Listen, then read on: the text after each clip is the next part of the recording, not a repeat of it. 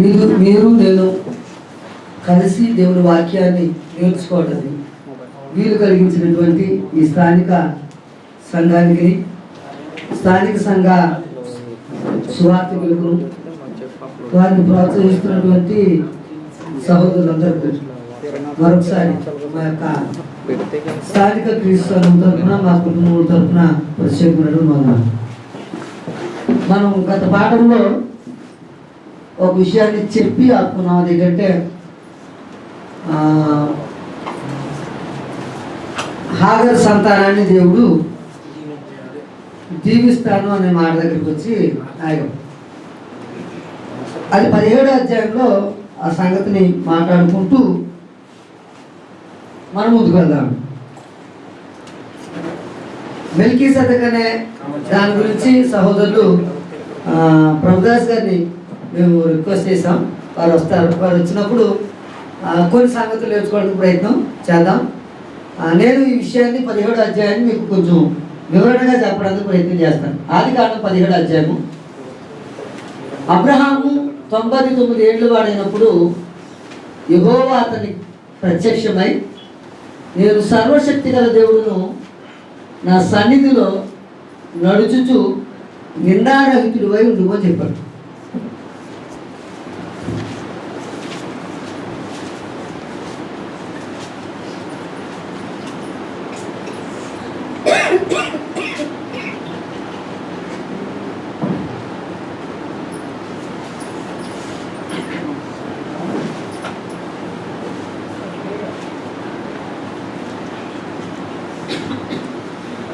గుర్తుపెట్టుకోవాల్సిన విషయం ఏంటంటే, ఇంతవరకు తండ్రి అయిన దేవుడు అబ్రహాంతో మాట్లాడేటప్పుడు తనకు తానుగా తన శక్తిని కనపరుచుకున్నటువంటి విషయం ఇక్కడ కనబడుతుంది. ఆయన ఏమిటాడంటే, నేను సర్వశక్తి గల దేవుడను, అంటే నాకు అసాధ్యమైనది భూమి మీద ఏమీ లేదు. ఆయన గుణలక్షణాల్లో ఆయనకున్నటువంటి శక్తిని చెప్పుకుంటూ వచ్చాడు. కనుక మీరు ఎలా ఉంటారంటే, నా సన్నిధిలో నువ్వు ఉండాల్సినటువంటి విధానం ఎలా ఉంటుందంటే నింద రహితుడుగా. కొత్త నిబంధనలోకి వచ్చేసరికి ఇంత గొప్ప మాట ఎవరికి కనబడుతుందంటే, పెద్దలను ట్రస్ట్ చేస్తూ చెప్పాడండి. పెద్దలు ఎలా ఉండాలంటే నిందారహితులుగా ఉండాలి అని, ఏ విషయాల్లో నిందారహితులుగా ఉండాలో ఆ విషయాలన్నింటినీ అక్కడ తెలియజేయడం జరుగుతుంది. కనుక కారణం ఎందుకు అతను శక్తిని అక్కడ చెప్పాడు అంటే, ఇక నీ నుంచి, నీ సంతానం గురించి నేను ఏదైతే అనుకున్నానో ఆ ప్రణాళిక ఇక ముందుకు సాగిపోతూ ఉంటాను. కనుక మీరు ఎలా ఉండాలంటే, నా సన్నిధిలో నిందారహితుడు ఉందని చెప్తూ 2వ వచనం ఏమన్నాడంటే, నాకును నీకును మధ్య నా నిబంధనను నియమించి నిన్ను అత్యధికముగా అభివృద్ధి చెందించదని అతనితో చెప్పాను. ఎంతవరకు ఈ విషయాలు ఉంటుందంటే, 8వ 7వ వచనం వరకు ఒక భాగం అండి.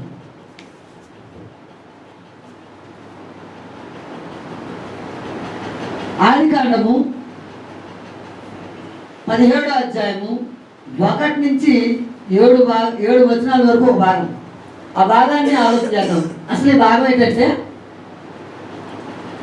నాకును నీకును మధ్య నా నిబంధనను నియమించి నిన్ను అత్యధికముగా అభివృద్ధి చెందించదని అతనితో చెప్పాను.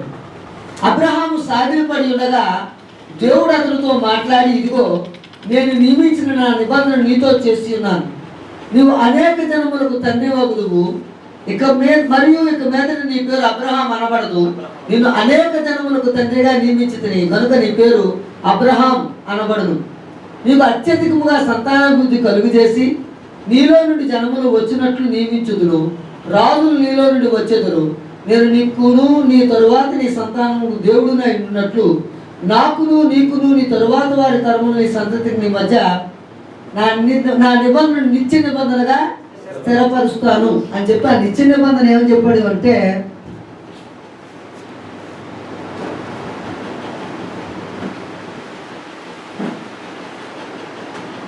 సున్నతి చట్టం.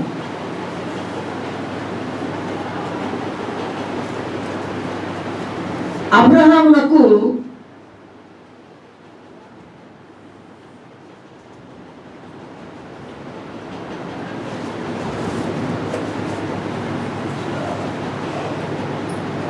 ఇంకా కెతూరా ఉంది.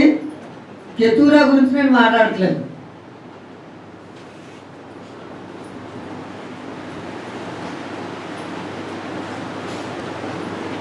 ఈ సందర్భానికి వచ్చేసరికి ఇతనే ఉంటాడు. 8వ వచనం చదువుతామండి. నీకును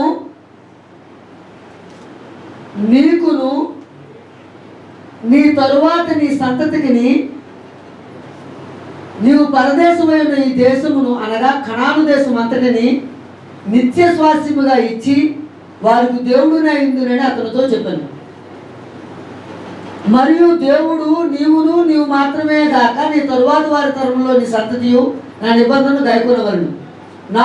నీకును నీ తరువాత ఈ సంతతికి నీ మధ్య మీరు గైకొనవలసిన నా నిబంధన ఏదనగా మీలో ప్రతి మగవాడును సున్నతి పొందవలెను. ఇది బాగా గుర్తుపెట్టుకోండి. ఇక్కడ ఒక ప్రశ్న, ఆలోచించదగ్గ ప్రశ్న ఏంటంటే, కనాను దేశాన్ని దేవుడు నీ తరువాత నీ సంతానానికి ఇస్తారని వాగ్దానం చేశాడు. ఈ వాగ్దానానికి ఇస్మాయేలు హక్కుదారుడేనా? మరి ఇస్మాయేలు దేనికి హక్కుదారుడు? ఈ విషయాలన్నిటి కూడా ఆలోచన చేద్దాం. ఇప్పుడు నీకు నాకు మధ్య ఒక నిబంధన జరుగుతుంది. ఆ నిబంధన అంటే నేను నీకు దేవుడునైనట్టు నువ్వు నాకు లోబడేటట్టుగా ఆ నిబంధనకు గుర్తు ఏంటంటే సున్నతి చేసుకోండి. నువ్వు చేసుకో, నీ పిల్లలకు చేయించు, నీ దగ్గర పనిచేసే దాసులకు కూడా ఆ పని చేయించు.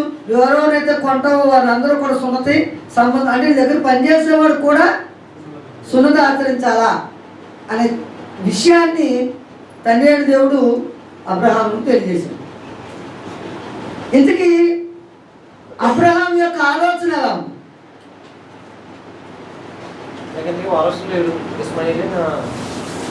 అబ్రహాము దేవుడి సన్నిధిని ఎలాంటి ఆలోచన కలిగి ఉన్నాడు?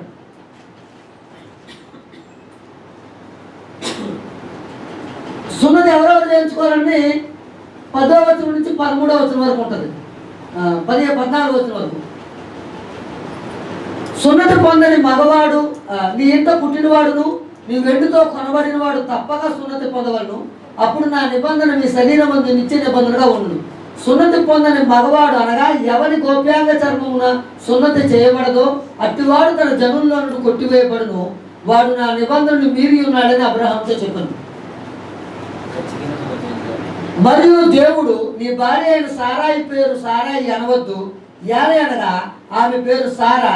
నేను ఆమెను ఆశీర్వదించి ఆమె వలన నీ కుమారుని కలుగు చేసేదను. నేను ఆమెను ఆశీర్వదించదను. ఆమె జనములకు తల్లి అయినను జనములకు రాజులు ఆమె వల్ల కలుగుతారని అబ్రహాంతో చెప్పాను. అప్పుడు అబ్రహాము సాగిలపడి నవ్వి 100 ఏళ్ల వారికి సంతానము కలుగున 90 ఏళ్ల సారా కరుణాన్ని మనసులో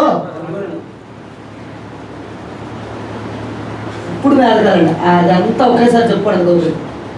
అప్పుడు అబ్రహాం ఇస్మాయిలు నీ సన్నిధిని బ్రతుకును అనుగ్రహించమని దేవునితో చెప్పగా దేవుడేమో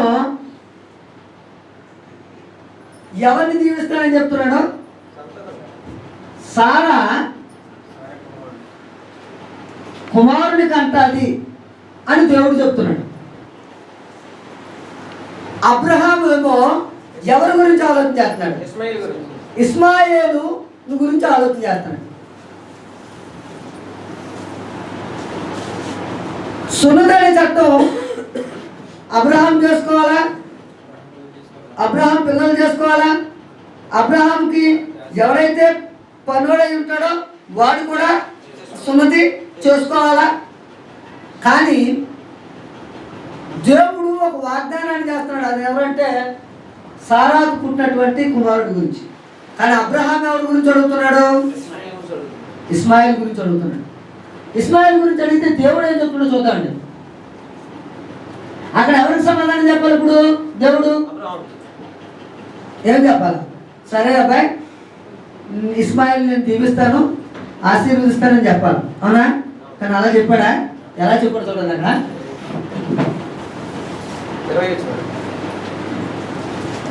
ఇస్మాయిల్ దేవుడు నీ భార్య సారా 18వ వస్తుంది. అబ్రహాము ఇస్మాయిల్ నీ సన్నిధిని బ్రతుకును అనుగ్రహించమని దేవుడితో చెప్పగా దేవుడు చెప్పిన సమాధానం ఏంటో తెలుసా? దేవుడు నీ భార్య అయిన సారా నిశ్చయముగా నీకు కుమారుడు కరుడు, నీవు అతనికి ఇస్సాకుని పేరు పెట్టుదు, అతని తరువాత అతని సంతానము కొరకు నిత్య నిబంధనగా నా నిబంధనను అతనితో స్థిరపరచదు.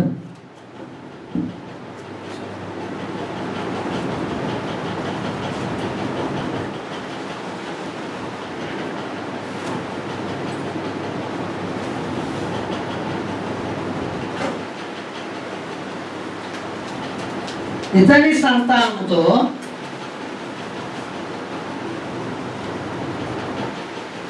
నా నిబంధన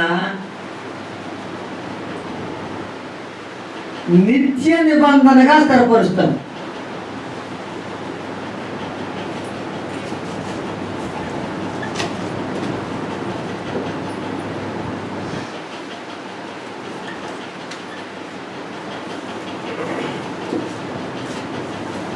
ఈయన కోరిక ఎవరి మీద?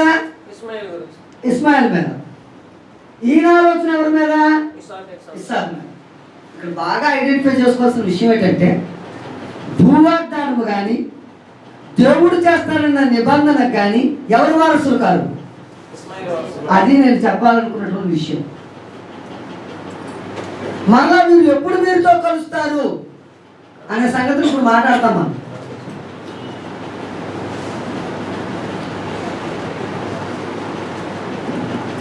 నీ భార్య అయిన సార్య నిశ్చయంగా నీకు కుమారుడు కొను, నీవు అతనికి ఇస్సాకు పేరు పెడతావు, అతని తరువాత అతని సంతానము కొరకు నిత్య నిబంధనగా నీ నిబంధనను స్థిరపరుస్తానే తప్ప నువ్వు అనుకుంటున్నట్టు ఇస్మాయిల్తో కాదు. అంటే ఇప్పుడు ఆయన ఆలోచన అంతా ఎవరి మీద ఉంది? ఇస్సాకు మీద. అప్పుడు అబ్రహాము ఎవరు స్నేహితుడు కదా? ఇప్పుడు ఎలా మాట్లాడతాడంటే, ఆహా నువ్వు ఎవరి గురించి మాట్లాడుతున్నావు చెప్పు అంటాం కదా మనం. అలా జ్ఞాపకం చేసుకుంటూ కనపడుతుందండి. 20వ వచనం, ఇస్మాయిల్ను గూర్చి నీవు చేసిన మనవి నేను వింటిని,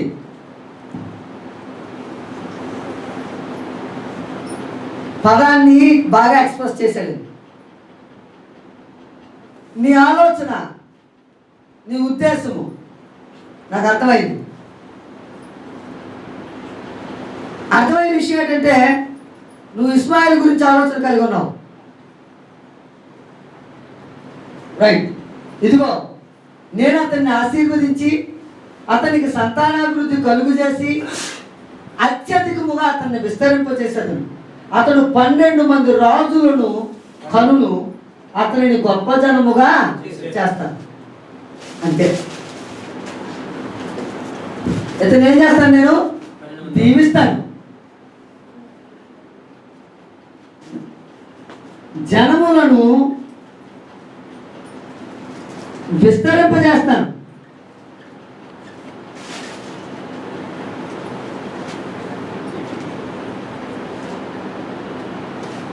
పన్నెండు మంది రాజుల్ని వారు కంటారు.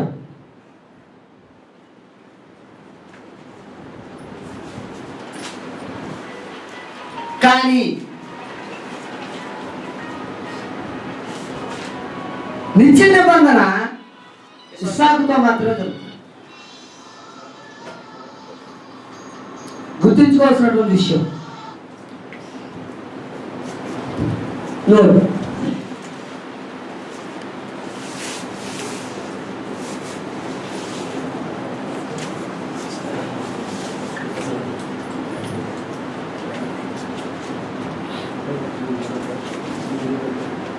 ఇస్సాకు, ఇస్మాయిల్, వీళ్ళు ముగ్గురికి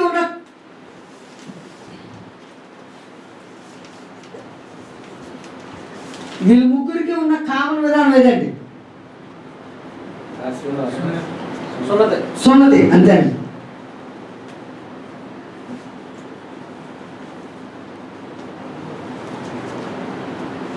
అబ్రహాము ద్వారా ఇస్మాయిలుకు సున్నతి అనే చట్టం వర్తించింది.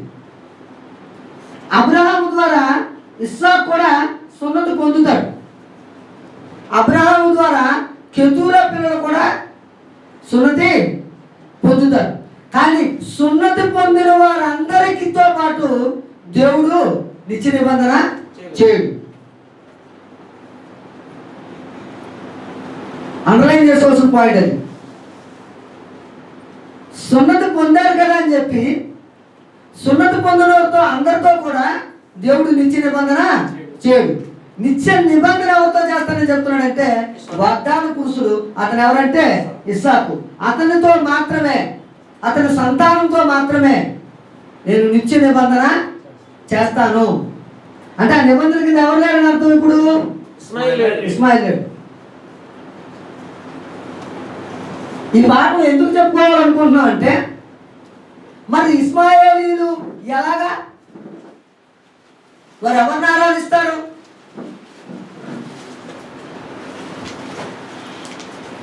వారు యెహోవా వారికి దేవుడుగా ఆ జనాంగం కొనసాగారా? పితరుడైనటువంటి అబ్రహాము ఇప్పుడు ఉన్నటువంటి సారాంశం చూస్తే వారు ఆలోచన చేసిన ఆలోచన అంతా ఒకసారి మనం ఆలోచన చేస్తే, వారు ఏ చట్టాన్ని బట్టి వారికి ఎవరిచ్చారు ఆ చట్టం? వారు ఎవరిని దేవుడుగా కలిగి ఉన్నారు? వారి ఆరాధన విధానం ఏంటి? వారు జీవించే చట్టం ఏంటి? దానికి అబ్రహాంకి ఏమైనా సంబంధం ఉందా అనే సంగతులు ఇప్పుడు మనం ఆలోచన చేయడానికి అవుతుంది. వారిలోంచి 12 మంది రాజులు వస్తారు. నేను వారిని విస్తరింపజేస్తాను. షేము, హాము, యాపేతు కదా. హాము సంతానం విస్తరించబడుతుంది, యాపేతు సంతానం కూడా విస్తరింపబడుతుంది. కానీ దేవుడు షేము సంతానాన్ని మాత్రమే దీవించుకుంటూ వస్తున్నాడు. నాహోరు అక్కడ వృద్ధి పొందుతున్నాడు. దేవుడు అబ్రహాంనే ఆశీర్వదించుకుంటూ అతనితో నిబంధన స్థిరపరచుకుంటూ వస్తున్నాడు. అలాగే ఇస్మాయిల్ను కూడా దీవించాడే తప్ప ఇస్మాయిలుకు ప్రత్యేకత అనేది ఏమీ లేదు.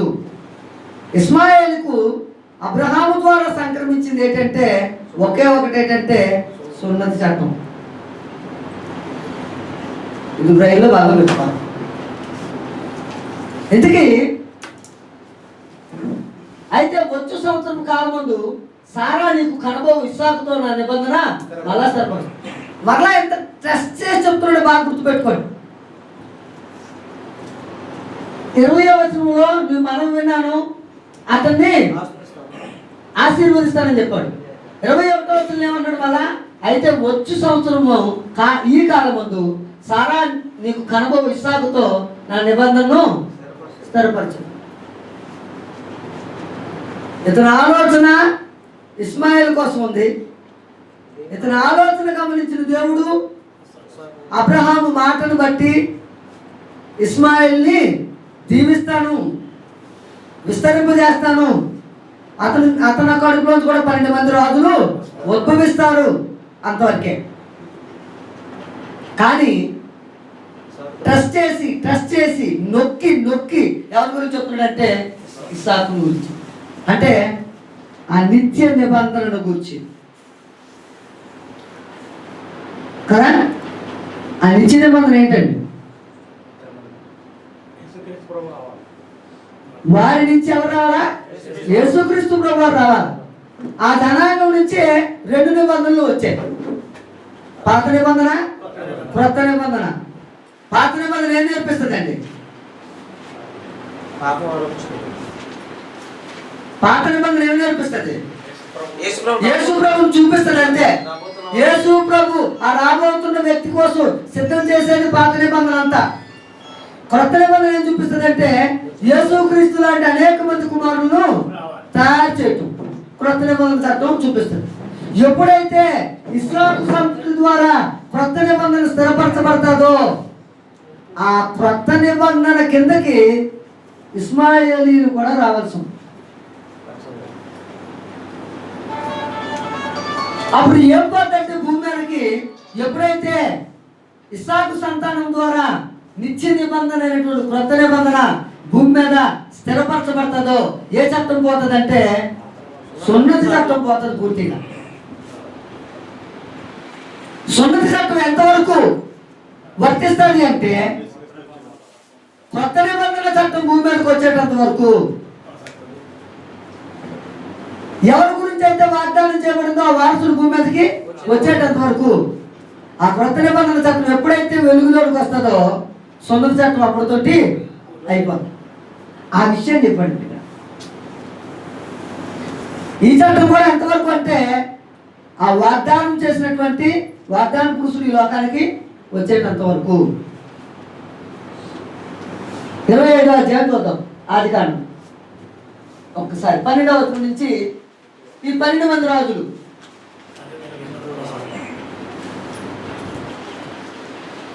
ఐగుప్తురాలను సారాదాసి అయిన హాగరు అబ్రహామును కనిన అబ్రహాము కుమారుడు ఇస్మాయిల్ వంశావళి ఇదే.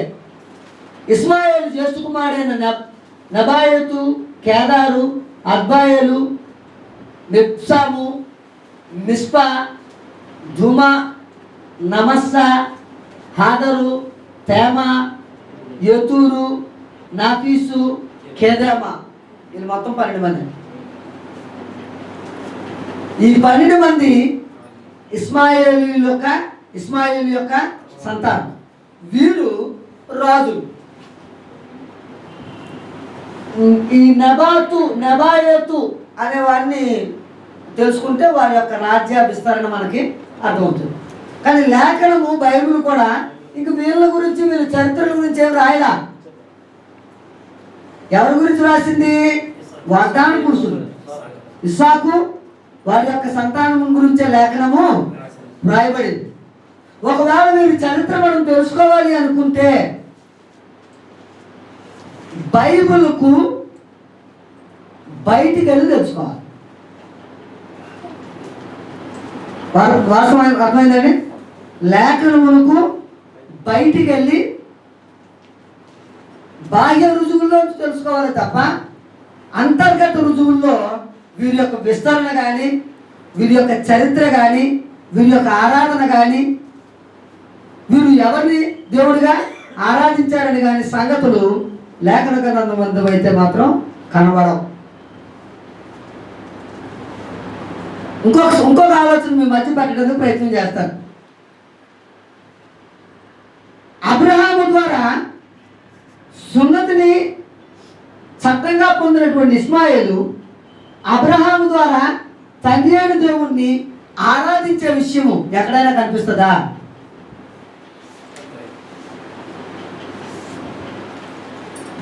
ఒకవేళ అలాంటి లేఖను ఎక్కడైనా మనం చూడగలుగుతావా? ఎక్కడ నేనైతే చూడలేదండి పాత నిబంధన గ్రంథంలో మొత్తం మీద. కానీ అబ్రహాము ద్వారా ఇస్సాకు సున్నతి చట్టాన్ని పొందాడు. అబ్రహాము ద్వారా తండ్రి అయిన దేవుణ్ణి ఎలాగ ఆరాధించాలో నేర్చుకోగలిగాడు. మనకి 22వ అధ్యాయంలో కనపడుతుంది. తండ్రి కట్టెలు ఉన్నాయి, నిప్పు ఉంది, దేవుడికి బలిపడేందుకు గొర్రె బలిపశు ఏది అని అడిగాడు. అంటే ఇస్సాకు తన జీవిత కాలంలో తండ్రి అయిన దేవుణ్ణి ఆరాధిస్తున్నట్టుగా మనం చూస్తాం. కానీ ఇస్మాయిల్ తన జీవిత కాలంలో తండ్రి అయిన దేవుణ్ణి ఆరాధించినట్టుగా ఎక్కడ లేఖనము చెప్పదు.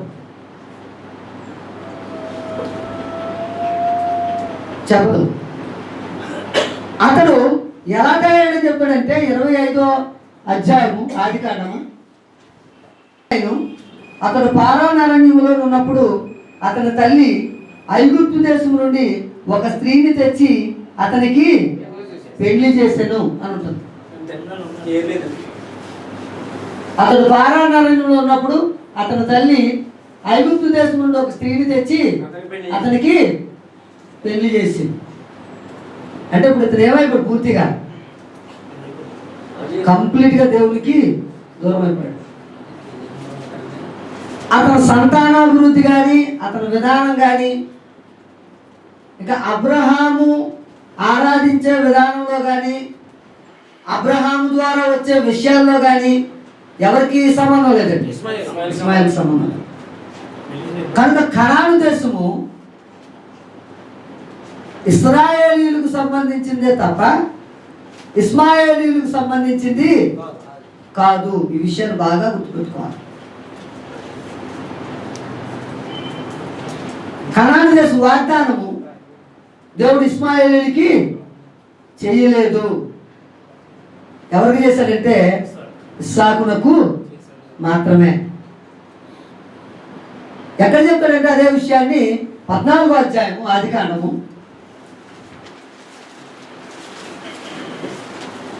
15వ అధ్యాయము 15వ వచనంలో చెప్తాడండి విషయాన్ని. వారు 400 ఏళ్ళు వీరిని శ్రమ పెట్టుదురు, వీరు ఎవరికి దాసులు అవుతారో ఆ జనమునకు నేనే తీర్పు తీర్చుదును. తరువాత వారు మిక్కిలి ఆస్తితో బయలుదేరి వచ్చేదరు. నువ్వు క్షేమంగా నీ పితరుల యొద్దకు పోయేదువు, మంచి వృద్ధాప్యం ముందు పాతి పెట్టబడదు. అమోరీయుల అక్రమం ఇంకనూ సంపూర్ణము కాలేదు కనుక ఈ 4వ తరం వారు ఇక్కడికి మరలా వచ్చేదరని నిశ్చయముగా తెలుసుకోనమని అబ్రహాముతో చెప్పాడు. ఎన్నో తరం వారండి? 4వ తరం వారు. ఎక్కడికి వస్తారు? కనాను దేశానికి. చూద్దాం.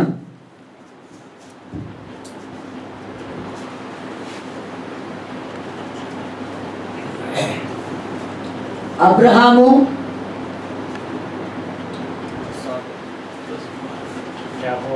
ఇస్సాకు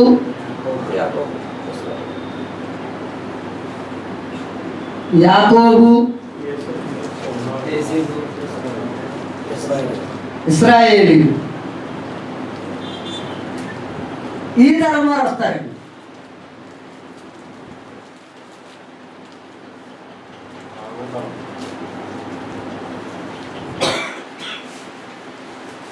అంటే ఈ తరం వారికి ఆ దేశాన్ని వాగ్దానము చేశాడు. ఆ దేశంలో ఇతడు వాగ్దానం చేశాడు కానీ పరదేశిగానే ఉంటాడు. ఇతడు పరదేశిగానే ఉంటాడు. ఆ దేశాన్ని స్వతంత్రించుకోవాల్సింది ఎవరు? ఈ 4వ తరం వారే. అంటే దేవుడు వాగ్దానం చేసినటువంటి వారు ఇస్సాకు ద్వారా ఇశ్రాయేలీయులే తప్ప ఇస్మాయేలీయులు కారు. దేవుడు తన వాగ్దానం ప్రకారంగా ఇస్మాయిల్ని దీవించాడు, అత్యధికంగా విస్తరింపజేశాడు. ఆయన కుటుంబంలోంచి లేదా ఆయన సంతానంలోంచి 12 మంది రాజులు వచ్చారు. దేవుడు తన వాగ్దానాన్ని నెరవేర్చుకున్నాడు. ఈ ప్రజలందరికీ మళ్ళీ ఎప్పుడు రక్షణ అంటే ఈ ఇస్సాకు ద్వారా వచ్చినటువంటి యేసుక్రీస్తు ద్వారా మళ్ళా ఇస్మాయిల్ సంతతికి రక్షణ అనేది ఏర్పడుతుంది. అప్పుడు మళ్ళా వారు దేవుణ్ణి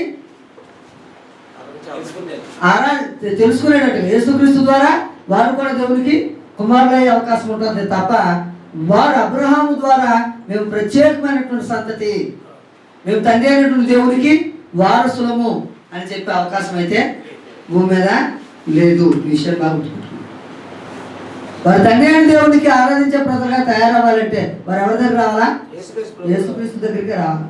యేసుక్రీస్తు ద్వారానే ఆరాధించాలి తప్ప వారు ఆరాధించే అవకాశం ఉంది. యేసుక్రీస్తు వచ్చిన తర్వాత యూదులది అదే పద్ధతి, ఇశ్రాయేల్ది అదే పద్ధతి, అన్యులది అదే పద్ధతి, ఇస్మాయిల్ది అందరూ కూడా ఎవరి ద్వారా కుమారులు అవ్వాలా?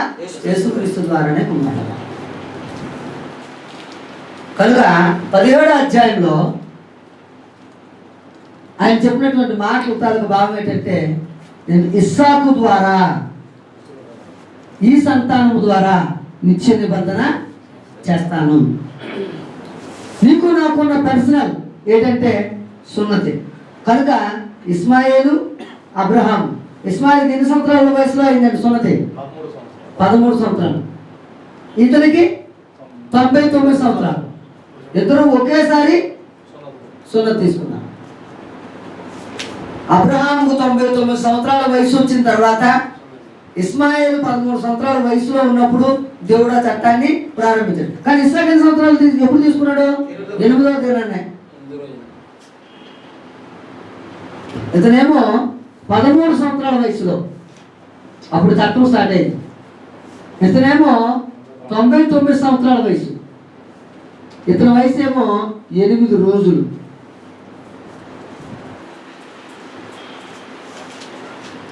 అంటే చట్టం అక్కడి నుంచి స్టార్ట్ అయింది.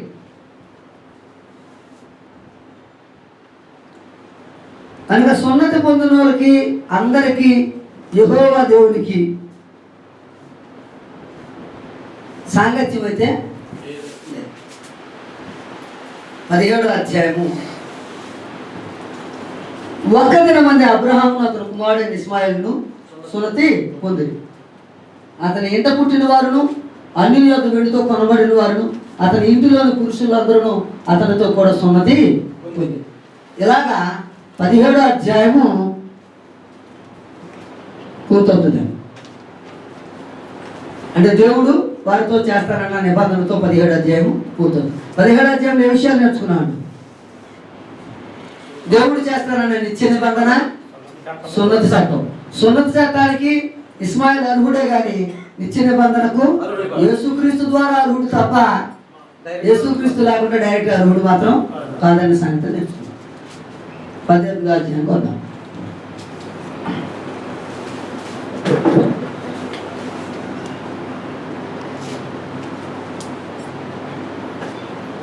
మరియు మమ్రే దగ్గర ఉన్న సింధూరు వనంలో అబ్రహాము ఎండవేళ గుడారపు ద్వారం నందు కూర్చొని ఉన్నప్పుడు యెహోవా అతనికి కనబడెను. దీని ముందు ఇది అన్వయించుకోవాలని చెప్పేసుకున్నాం. ఈ 17వ అధ్యాయాన్ని ఒకవేళ మనము ఈ సున్నతి చట్టానికి అవసరం అవుతామండి.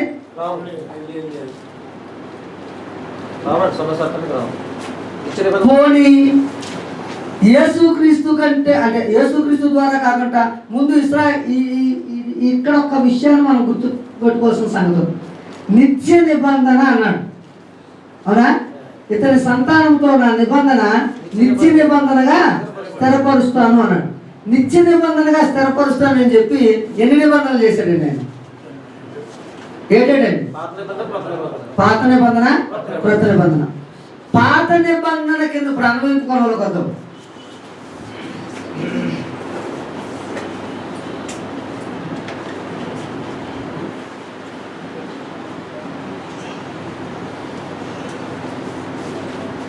అన్యులు,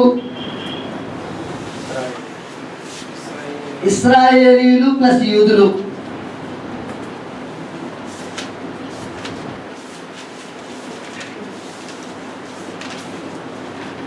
రెండు దగ్గర అయిపోయారు కదా, అందుకని ఇస్మాయేలీలు అనుకున్నాను.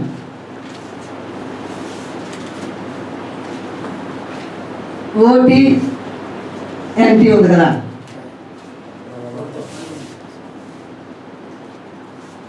ఈ నిబంధన కింద ఎంతమంది ఉంటారండి?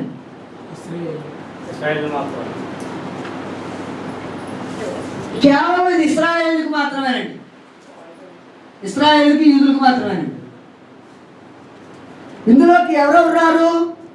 అన్యులు రారు, ఇస్మాయేలీలు రారు.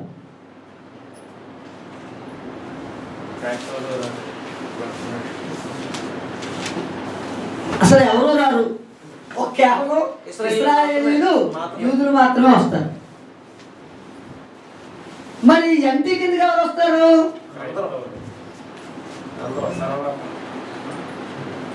అందరూ. అంటే ఎవరు? అన్యులు వస్తారు, ఇశ్రాయేలీలు వస్తారు, ఇస్మాయిల్ కూడా వస్తారు. ఎప్పుడు? ఇష్టపడితే. ఇది కండిషన్. నువ్వు ఒప్పుకుంటే దీంట్లోకి వస్తావు. కానీ ఇది ఇది ఇది మాత్రం ఓటి ఇశ్రాయేలీయులకి ఒప్పుకుంటేనా? వంశపారంపర్యం. ఇక్కడ గుర్తించుకోవాల్సినటువంటి విషయాలు కొన్ని ఉంటాయి. ఇశ్రాయేలీయులకు పాత నిబంధన వంశపారంపర్యం,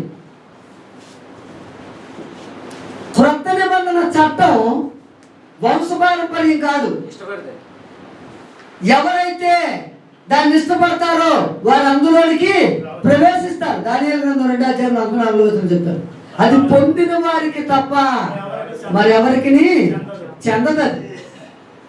ఎవరైతే ఇష్టపడతారో వాళ్ళకి. ఫర్ ఎగ్జాంపుల్, నేనున్నాను, నాకు కొడుకు కూతురు, 2 పిల్లలు. నా కొడుకు యేసుక్రీస్తు దేవుడిగా అంగీకరించాడు. ఇంకా నా కూతురు ఇంకా యేసుక్రీస్తు దేవుడిగా అంగీకరించలేదు. ఇప్పటికీ నా కూతురు క్రైస్తవురాలేనా?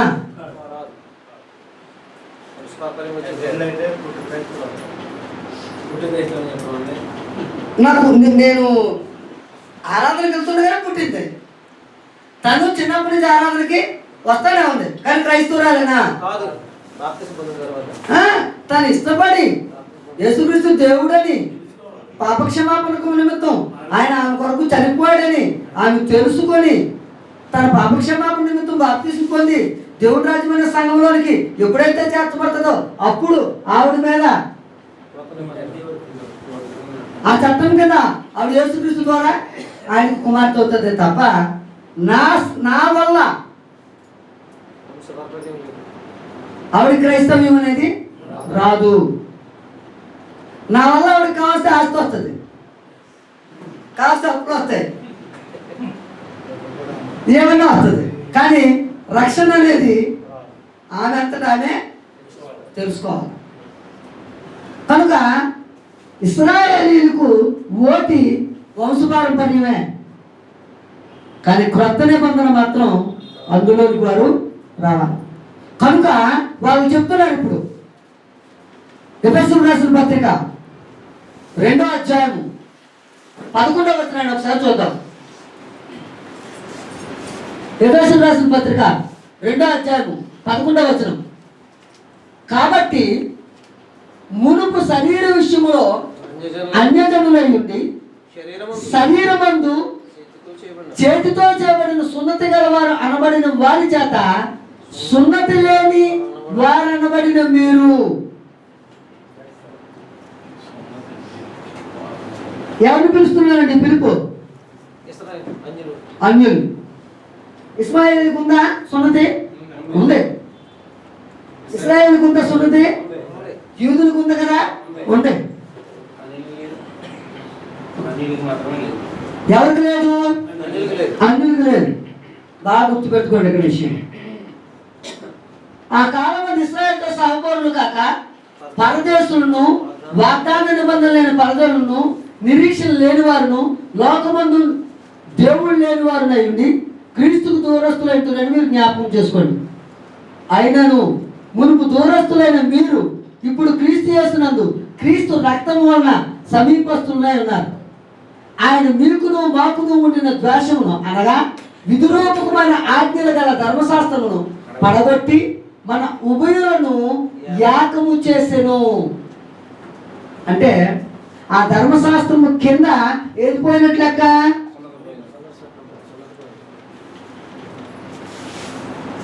ఈ చట్టం కూడా పోయింది.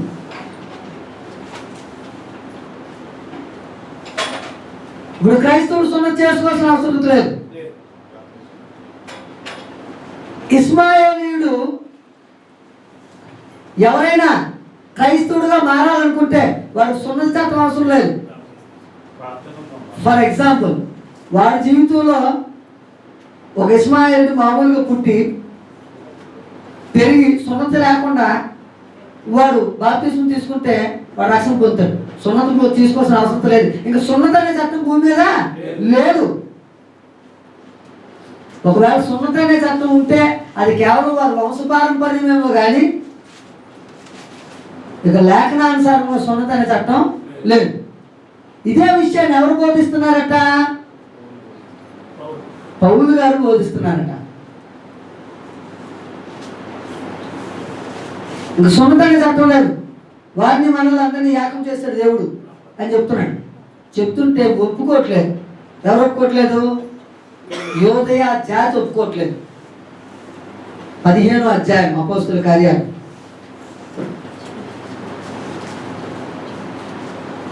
5వ వచనం. పరిసయ్యుల తెగలో విశ్వాసులైన కొందరు లేచి అన్యజనులకు సున్నతి చేయవలననియు మోషే ధర్మశాస్త్రమును గైకొనడని వారికి ఆజ్ఞాపింపవలననియు చెప్పింది. యూదుల్లో సంఘంలో చేర్చబడినటువంటి పరిసయ్య తెగ వాళ్ళు లేచి ఏమన్నారు? యూదులు ఇప్పుడు ఏం చేయించాలా? అంజులకు సున్నం చేయించాలి అని మొదలెట్టారు. కానీ సున్నత చట్టం ఎక్కడ వేసాడు? మేకులకు దిగేసాడు, సిలువలో. అదే కొలసీలు రాసిన పత్రిక 2వ అధ్యాయము 13-14 వచనాల్లో కనబడుతుంది.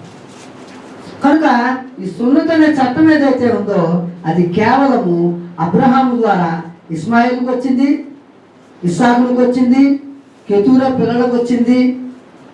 కానీ నిబంధన అయితే మాత్రం ఇస్సాకు ద్వారానే జరుగుతుంది. ఇప్పుడు మనం అన్వైపు కొనగొట్టాం. అన్యులు ఇస్సాకు ద్వారా ఏం సంతరించుకుంటారండి? పాత నిబంధన, క్రొత్త నిబంధన?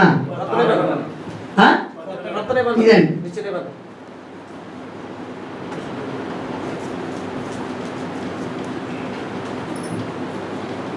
దీనికి మనకు కూడా సంబంధం లేదు,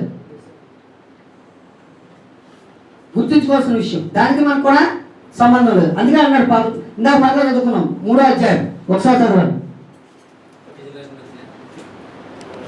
అవునండి, ఎఫెసీయులకు రాసిన పత్రిక 2:11 ఒకసారి మళ్ళా చదువుకోవాలి. ఇంకా మనకి ఓటీకి సంబంధము లేదు అనే సంగతి. ఇట్లు ఆయన మీకును మాకును ఉండిన ద్వేషమును అనగా విధిరూపకమైన ఆజ్ఞలు గల ధర్మశాస్త్రమును పడగొట్టి మన ఉభయులను ఏకము చేశాను. కనుక ఈ చట్టం మొత్తం ఏమైపోయింది? రద్దయిపోయింది. ఇప్పుడు అన్వయింపు కోణంలో మన అందరినీ దీని కిందే ఉండాలి తప్ప ఇంకా ఈ చట్టం కింద ఉండే అవకాశము లేదు. అర్థమైందండి? ఇప్పుడు అబ్రహాంతో చెప్పాడు కదా, నా సన్నిధిలో నిందారహితుడిగా ఉండు, నేను నీతోటి నీ తర్వాత నీ సంతానంతో నిబంధన చేస్తాను, నిత్య నిబంధన. ఆ నిత్య నిబంధనకి మనం కూడా వారసులమే. కానీ ఎలా వారసులమే? విశ్వాసము ద్వారా, యేసుక్రీస్తు ద్వారా వారసులమే. కానీ ఇశ్రాయేలీయుల యొక్క వంశపారంపర్యంగా మనం వారసులము కాదు. ఈ విషయాన్ని గుర్తుపెట్టుకోండి. ఇశ్రాయేలీయులతో సహబోధులు అంటే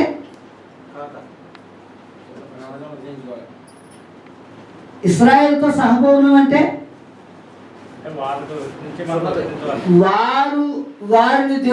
వారి నుంచి దేవుడు వచ్చి ఆ యేసుక్రీస్తు ద్వారా మనం రక్షించబడ్డామనే ఎక్స్ప్రెషనే తప్ప వాళ్ళ సాంప్రదాయాలు మిళితమైపోతాయని కాదు. అందు గురించనే గలతీ పత్రికలో చాలా క్లియర్గా చెప్పండి. గలతీ పత్రిక ఒకసారి చేద్దాం.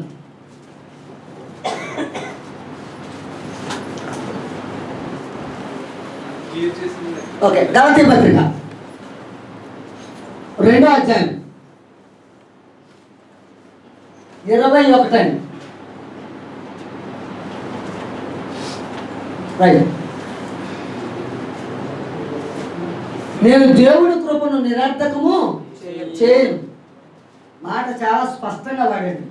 నేను దేవుని కృపను నిరర్థకము చేయను అన్నాడు. దేవుని కృప అంటే అర్థం ఏంటండి? ఏం చెప్పుకున్నామండి మనం? అర్హత లేనటువంటి వ్యక్తికి అర్హతను కలుగులేట్టు. అన్నిటికీ ఏం లేదండి. ఎఫెసీ పత్రిక 2వ అధ్యాయము 11వ వచనం ప్రకారంగా అన్నిటికీ ఏం లేదు, అర్హత లేదు. మనం లోకమంది ఎవరు లేని వారమే ఉన్నామండి, దేవుడు లేని వారమే ఉన్నాం, అర్హత లేదు. అలాంటి అర్హత లేనటువంటి మనకు ఆ కృప ఏమైంది? అర్హతను కలుగజేసింది. యేసుక్రీస్తు ద్వారా దేవుణ్ణి కలిగిన వారముగా మనం ఉన్నాం. నీతి ధర్మశాస్త్రం వలన అయితే ఆపక్షమందు క్రీస్తు చనిపోయినది నిష్ప్రయోజనమే కదా. ఎందుకు యేసుక్రీస్తు ప్రభువు చనిపోయారు? లోకమంతా రక్షించబడాలి అంటే ఆయన సిలువ వేసి ధర్మశాస్త్రాన్ని తీసివేయాలి. కనుక ఈ చట్టం అంతా తీసివేయాలి, ఒక క్రొత్త చట్టాన్ని చేయాలి.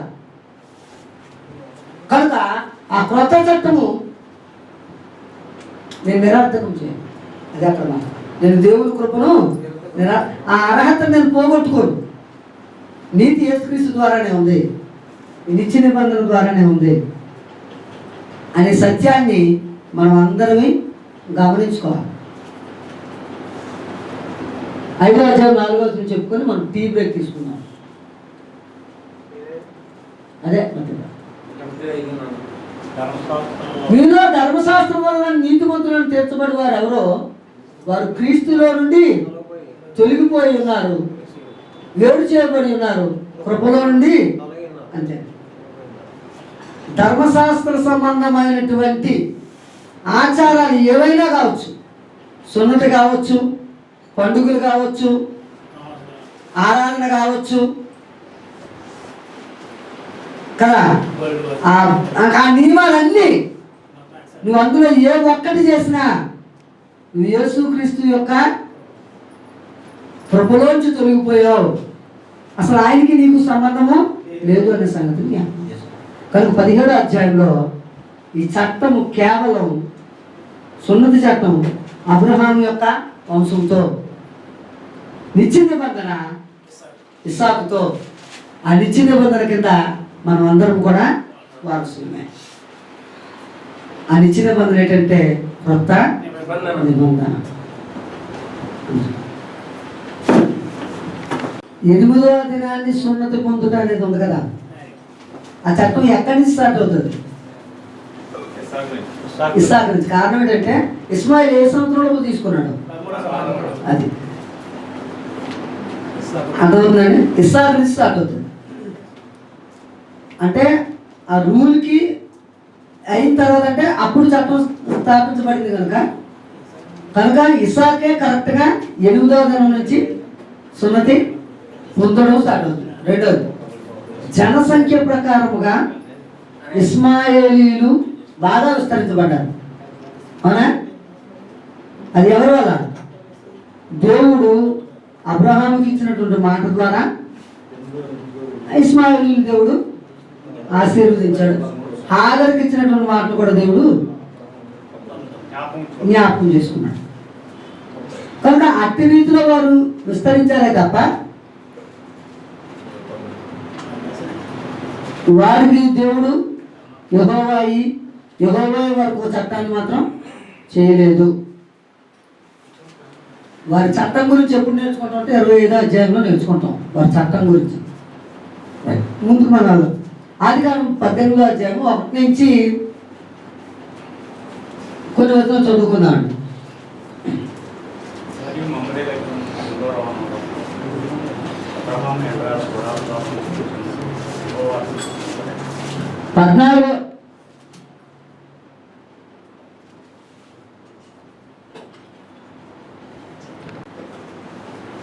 మరియు మమ్రే దగ్గర ఉన్న సింధూర వనములో అబ్రహాము ఎండగాల గుడారపు ద్వారం ముందు కూర్చొని ఉన్నప్పుడు యెహోవా అతనికి కనబడింది. అతడు కన్నులెత్తి చూసినప్పుడు 3 మనుషులు అతని ఎదురు నిలవబడి ఉండేది. అతడు వారిని చూచి గుడారపు వాకిటి నుండి వారిని ఎదుర్కొన్నట్టుకు పరిగెత్తి నేల మట్టుకు వంగి, ప్రభువా, నీ కటాక్షం నా మీద ఉన్న ఎడల ఇప్పుడు నీ దాసుడిని దాటిపోవద్దు. నేను కొంచెం నీళ్లు తెప్పించదను, దయచేసి కాళ్ళు కడుక్కొని ఈ చెట్టు కింద అలసట తీర్చుకొనుడి. కొంచెం ఆహారం తెచ్చదను, మీ ప్రాణమును బలపరుచుకొనుడి. తర్వాత మీరు వెళ్ళవచ్చును. ఇందు నిమిత్తమే కదా మీ దాసుని యొద్దకు వచ్చిందిరాడు. వారు నీవు చెప్పినట్టు చేయమనగా అబ్రహాము గుడారంలో ఉన్న సారా వద్దకు త్వరగా వెళ్ళి త్వరపడి 3 మానికలు మెత్తటి పిండి తెచ్చి రొట్టెలను చేయమని చెప్పాను. మరియు అబ్రహాం పశువుల మందకు పరిగెత్తి ఒక మంచి లేత దూడను తెచ్చి ఒక పనివానికి అప్పగించాడు. వాడు దాన్ని త్వరగా సిద్ధపరచను. తర్వాత అతడు వెన్నను పాలను తాను సిద్ధం చేయించిన దూడను తెచ్చి వారి ఎదుట పెట్టి వారి భోజనం చేయించుకుండగా వారి వద్ద ఆ చెట్టు క్రింద నిలుచుండెను. వారు అతనితో నీ భార్య అయిన సారా ఎక్కడున్నది అన్నాడుగా అతను ఇదిగో గుడారంలో ఉన్నదని చెప్పాను. 1-9 వచనాల వరకు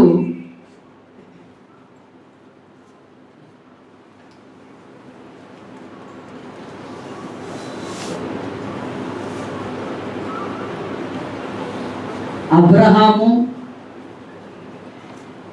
శారా చేసిన ఆతిథ్యం.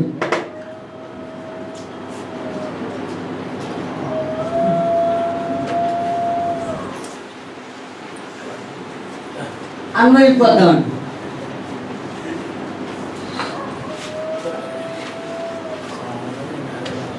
బాగా గుర్తుపెట్టుకోండి కదా. ఎవరు? అబ్రహాము శారా ఏం చేశారండి? ఆతిథ్యం చేశారు. తిమోతి పత్రిక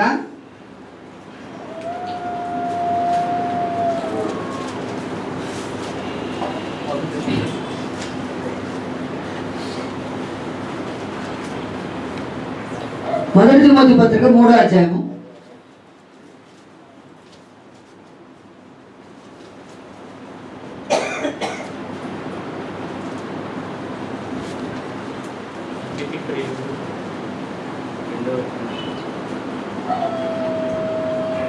1 మాట్లాడుకున్నాను. 3వ అధ్యాయం మొదటి నుంచి. ఎవడైనాను అధ్యక్షతను ఆశించిన ఎడల అట్టివాడు దొడ్డ పనిని అపేక్షించుతున్నాడు అన్నమాట నమ్మదగినది. అధ్యక్షుడు వాడు నిందారహితుడును, ఏకపత్ని పురుషుడును, మిథానుభవుడును, స్వస్థబుద్ధి గలవాడును, మర్యాదస్తుడును, అతిథి ప్రియుడు.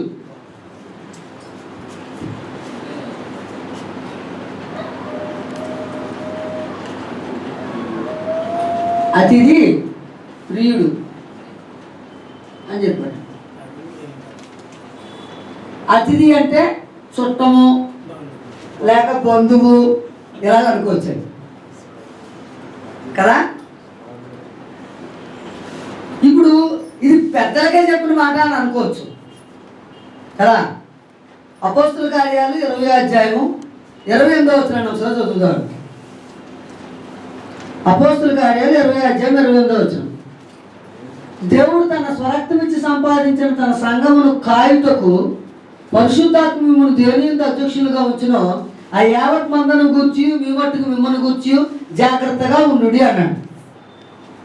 ఇంతకీ కాచేవాడు ఎవరండి? కాపరి. వాడినే పెద్ద అన్నారు.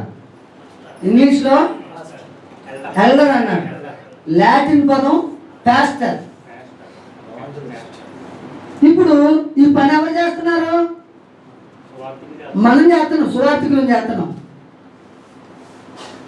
అంటే పెద్దలు చేయాల్సినటువంటి పని ఎవరు చేస్తున్నారు? సువార్థికుడు చేస్తున్నాడు. మరి ఇది సువార్థికుడికి వర్తించదా? సువార్థికుడికి సువార్థికుడి కుటుంబానికి కూడా వర్తిస్తుంది కదా. మనం అతిథి మర్యాద ఎలా చేస్తున్నాం? ఇక్కడ అబ్రహాం ఎలా చేశాడో చూద్దామండి. అబ్రహాం మరలా మీరు అక్కడికి రావాలి. ఆదికాండం 18వ అధ్యాయం.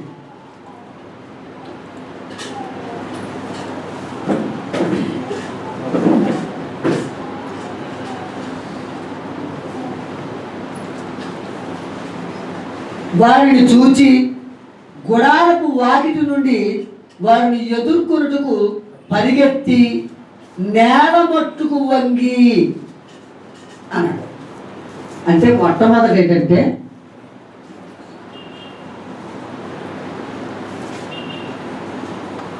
పరుగెత్తి నేల మట్టుకు వంగి.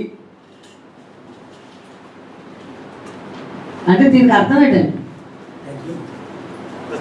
రిసీవింగ్ అండి. అంటే రిసీవింగ్ తెలుగులో ఏమంటారు? చేర్చుకోవటం లేదా ఆహ్వానించటం.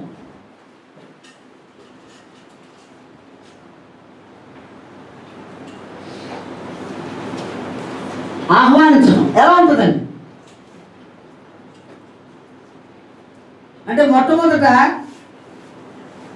మన బంధువులు కానీ మన స్నేహితులు కానీ ఎవరైనా వచ్చినప్పుడు మన రిసీవింగ్, మన ఆహ్వానం ఎలా ఉంటుంది?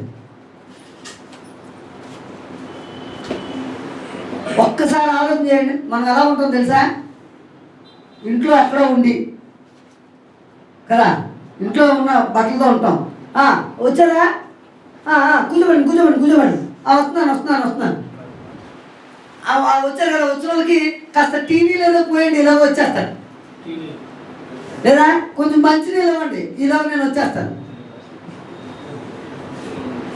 ఇలాగే కదా ఉంటుంది మన ఆహ్వానం, ఉండదా? ఇప్పుడు అన్వయించుకోవడం అంటే అదేనండి. అంటే ఈ విషయాన్ని మనం ఎలా నేర్చుకుంటున్నాం కదా. ఇప్పుడు ఆ చరిత్ర ఇది చరిత్ర, ఇది మనకు ఎలాగా వర్తిస్తుంది. అతడట పరుగెత్తి నేల మట్టుకు వంగాడట. అబ్రహాంలో ఉన్నటువంటి గొప్ప సంగతి, ఏమీ లేనుడు కదా. అబ్రహాంకి ఏమి లేదు కదా, పేదోడు పాపం. ఎవరి మాటకైనా వంగుంటాడు కాదండి. ఇప్పుడు పరిస్థితిని చూస్తే ఇలాంటి మినిస్టర్స్ని అలా కొనగలరండి. ఇతని ఇంట్లో కూర్చొని అలా గెలిపించగలిగే సామర్థ్యత కలిగినోడండి అబ్రహాం. అలాంటి స్తోమత కలిగినటువంటి వాడు, అలాంటి స్తోమత కలిగినటువంటి వ్యక్తి పరిగెత్తుకుని బయటకు వచ్చాడట. మనం ఎలా రిసీవ్ చేసుకుంటాం? ఖచ్చితంగా చెప్తున్నాను, మనం అతిథి ప్రియులము అన్నప్పుడు మొట్టమొదట నువ్వు ఏం పెడతావన్నది తర్వాత విషయం, సెకండరీది. నీకు కలిగిందేదో పెడతావు. ఒక దగ్గర మంచి భోజనం ఉంటుంది, ఒకరి దగ్గర వాడు వండుకున్నదే ఉంటుంది. కానీ మొట్టమొదటి చేయాల్సిందే రిసీవింగ్, ఆహ్వానించడం. అది ఎంత మర్యాదగా ఉండాలంటే చాలా మర్యాదగా ఉండాలి. అబ్రహాము పరిగెత్తుకుని వచ్చి నేల మట్టుకు వంగాడంటే బోధేసి. కానీ మనం అంత నేల మట్టుకు వంగకపోయినా కనీసం వారికి శుభములైనా సరే ఖచ్చితంగా చెప్పాలి. వారికి శుభములైనా సరే ఖచ్చితంగా మన నుంచి తెలియజేయాలి. ఉన్నానండి మనం చెప్పే స్టైల్ ఉన్నానండి, అదేదో ఫార్మాలిటీగా కాదండి. మన నుంచి వారికి ఏం తెలియాలా? శుభములు. అసలు శుభములు అనే మాటకు అర్థం ఏంటండి? ఈ పదాన్ని వాళ్ళు కూడా వాడతారు, ఇస్మాయిల్ కూడా వాడతారు, చాలా బాగా వాడతారు. వాళ్ళు ఎలా మాట్లాడతారంటే సలాం అలైకుం అంటారు, మాలేకుం సలాం అంటారు. అంటే అర్థం ఏంటంటే నా నుంచి నీకు ఎటువంటి కీడు కలగదు అనే ఎక్స్ప్రెషన్. శుభములు కలుగును కాకంటే ఒరిజినల్ అర్థం ఏంటంటే నా నుంచి నీకేం కలగదు, అసలు కీడు కలగదు. వాస్తవమే. వందనాలు చెప్పినటువంటి మనము మన ద్వారా ఎంతమందికి కీడు లేకుండా ఉన్నదో చెప్పండి. ఇప్పుడు ఎంతమందిని కీడుగా మాట్లాడుకోకుండా ఉన్నదో చెప్పండి.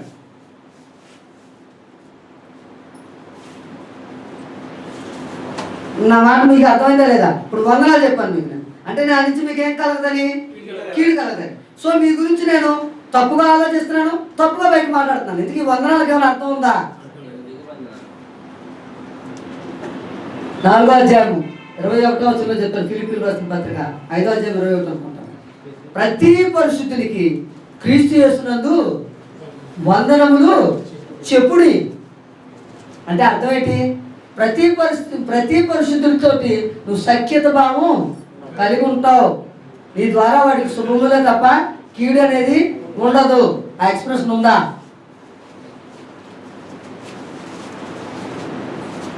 ఒక పదము అంత ఖచ్చితంగా చెప్పమన్నాడు అంటే దాంట్లో ఉన్నటువంటి లోతైన భావం తెలుసుకోవాలి కదా. అక్కడ ఏమన్నా చూడండి, ఫిలిప్పీయులకు రాసిన పత్రిక 5వ అధ్యాయం 21వ వచనం. 4వ అధ్యాయం 21. ప్రతి పరిశుద్ధునికి క్రీస్తు యేసునందు వందనములు చెప్పుడి. నాతో కూడా ఉన్న సహోదరులందరూ మీకు వందనాలు చెప్తున్నారు. నొక్కి వక్కారించి చెప్తున్నటువంటి మాట ఇది మనం చేయాల్సినటువంటి పని. ఆతిథ్యం చేయాలనుకున్నప్పుడు మొట్టమొదట మనం ఆహ్వానించే విధానం చాలా బాగుంది. అబ్రహాము పరిగెత్తుకొని వెళ్ళి నేల పట్టుకు వంగి వాడు ఏం చేశాడు? ఆహ్వానించాడు. మనం కూడా నేల మట్టుకు వంగలేకపోయినా కనీసం వందనములైనా సరే హృదయపూర్వకంగా చెప్పండి. హృదయపూర్వకంగా చెప్తే అంటే అర్థం ఏంటంటే వారి ఆహ్వానాన్ని మీరు ఇష్టపడతారు. వచ్చారా, వచ్చేసరే, వందనాలండి మనసులో వచ్చేసరా, వచ్చేసరే. మనకి ఇష్టం లేనటువంటి బంధువులు ఉన్నారనుకుందాం. ఉదాహరణకి ఏం కాదు అంటే మనం బాగా అర్థం చేసుకునే ప్రయత్నం చేద్దాం.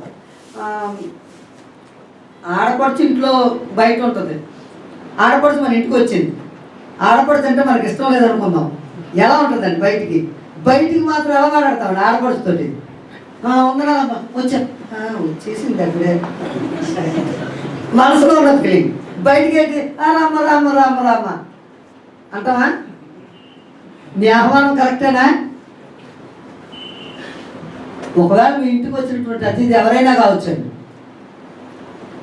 పురుషుడు అవనివ్వండి, స్త్రీ అవనివ్వండి, ఆహ్వానం ఎలా ఉండాలా? హృదయపూర్వకముగా ఇష్టపడి. మీకు శ్రమ ఉంటుంది, అదే ఇష్టపడి అనే మాటకు అదే అర్థం. హృదయపూర్వకముగా ఇష్టపడితే ఎంత కష్టమైనా చేస్తాం, ఇష్టపడకపోతే ఏం చేయదు. కనుక ముందు అతిథి ప్రియుడు లేదా ఆతిథ్యం చేసేవాడు ఎలా ఉండాలంటే, చేర్చుకున్నట్టు ఆహ్వానించుట ఎలా ఉండాలంటే ఇష్టపూర్వకముగా.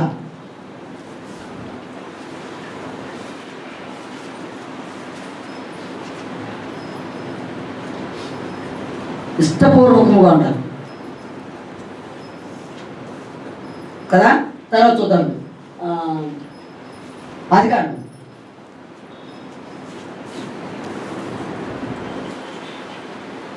ప్రభువా, నీ కటాక్షము నా మీద ఉన్న ఎడల ఇప్పుడు నీ దాసుని దాటి. అలాంటి మాటలు మనం వాడతామా? అంటే నీ కటాక్షము అంటే, కటాక్షం అంటే మీరు మా ఇంటికి రావడమే గొప్ప అనే ఎక్స్ప్రెషన్. ఆతిథ్యం చేయడం అనేది మహా గొప్ప భాగ్యంగా ఎంచుకోవాలి మనం, భారంగా కాదు.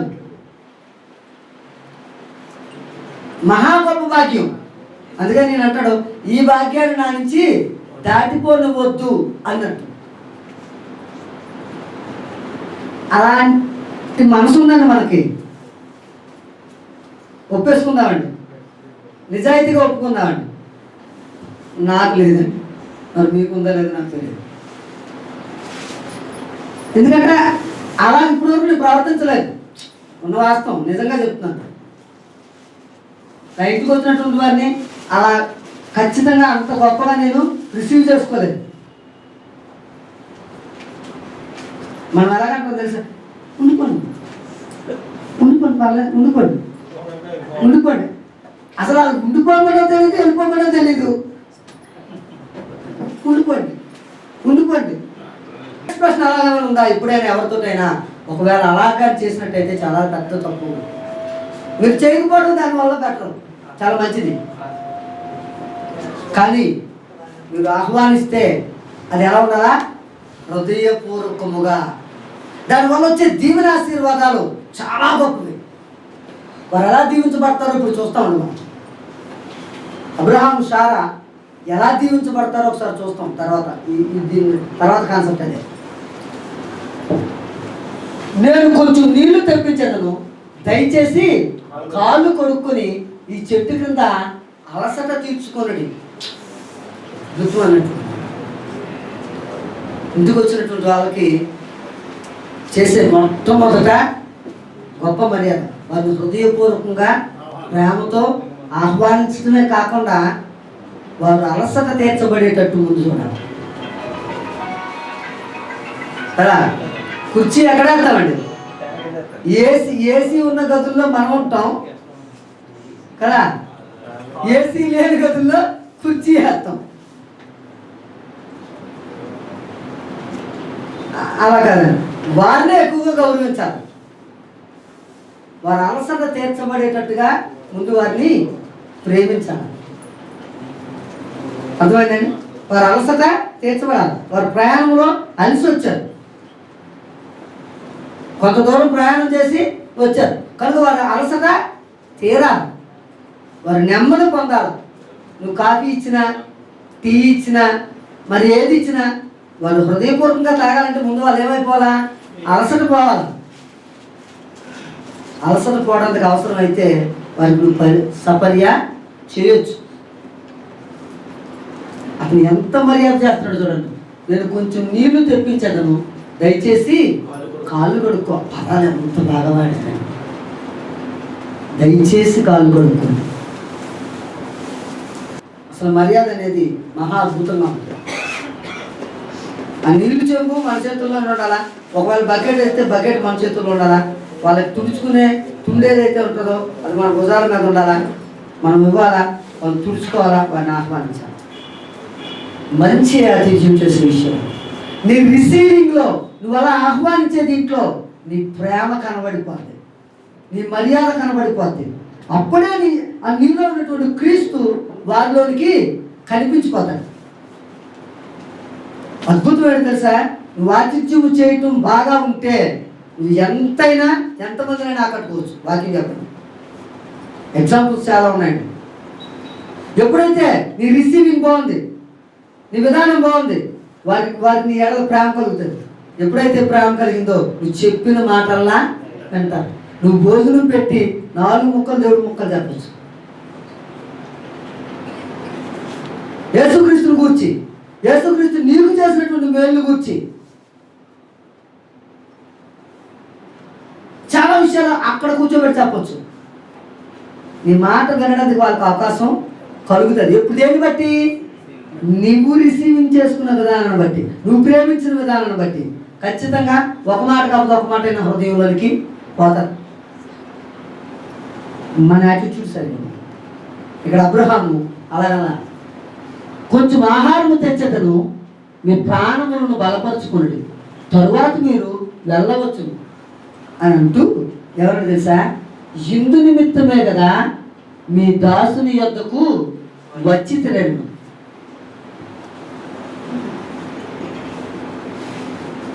వారు ఆకలి చూశారు. అందుకే యేసుక్రీస్తు ప్రభు వారు కూడా అద్భుతంగా మాట్లాడతారండి. నేను ఆకలితో ఉన్నాను, మీరు నాకు భోజనం పెట్టారంటే, ప్రభా నువ్వు ఎక్కడ ఉన్నావు ఆకలితో, నువ్వు వస్తే భోజనమే పెట్టలేమా? మన ఇంటికి వచ్చినోడికి మాత్రం భోజనం సరిగా పెట్టలేం, కానీ రాలేని యేసు ప్రభు కానీ ఎప్పుడైనా వస్తే మాత్రం భోజనం బాగానే పెడుతుంది. అదే ఉంది కదా. ఆయన అంటాడు, నా పేరెంట్ ఎవరు వస్తే వాళ్ళకి పెడితే నాకు పెట్టినట్టే. అంటే ఇప్పుడు నువ్వు ఆతిథ్యం చేసేటప్పుడు ఎవరిని అనుకొని ఆతిథ్యం చేయాలి ఆలోచించేద్దాం. ఇప్పుడు చేస్తే మీ ఇంటికి వచ్చాడు అనుకుందాం. మా ఇంటికి వచ్చాడు యేసు ప్రభు, లేకపోతే మా కళ్ళకి వచ్చాడు, మా ఇంట్లో భోజనం చేసి ఇలా చెప్తారు కదా, పోనీ అనుకుందాం. చేస్తే మీ ఇంటికి వచ్చాడు, ఎలా రిసీవ్ చేసుకుంటారండి? అక్కడ నీళ్ళు మీద కడుక్కొని లోపలికి వచ్చి అంటారా? ఇతడు ఎలా పరిగెత్తాడో, ఎలా నేల మట్టుకు వంగాడో, ఇంతకంటే ఎక్కువ చేయము మనం ఇక్కడ. చేయము. పరిగెత్తి సాష్టాంగ పడిపోయి కాళ్ళు కడిగి తీసుకొచ్చి మనకున్నటువంటి ఏదైతే మంచిది ఉందో దాని మీద కూర్చోబెట్టి, మనకున్న ఉసులుబాటును బట్టి ఫ్యాన్ ఉంటే ఫ్యాను, ఏసీ ఉంటే ఏసీ, రెండు లేకపోతే మనమే ఇసురు గారు పట్టుకొని విసురుతూ మనకున్న మంచి పదార్థాల్లో అతనికి శ్రేష్టంగా పెట్టడానికి చూస్తాం కదా. చేయమా? చేయని వాళ్ళు ఎవరైనా ఉన్నారా? చేస్తారు, బాగానే ఉంది. మరి నాకు పెట్టారో అని అడుగుతున్నాడు. నువ్వెప్పుడు వచ్చావంటే ఎవరు వచ్చినా, నువ్వు ఎవరిని అలా చూసినా నన్ను చూసినట్టు అంటే ఇప్పుడు ఆ వ్యక్తిని మనం ఎలా చూడగలిగి ఉండాలా? అలాగే ఎప్పుడు చూసామా?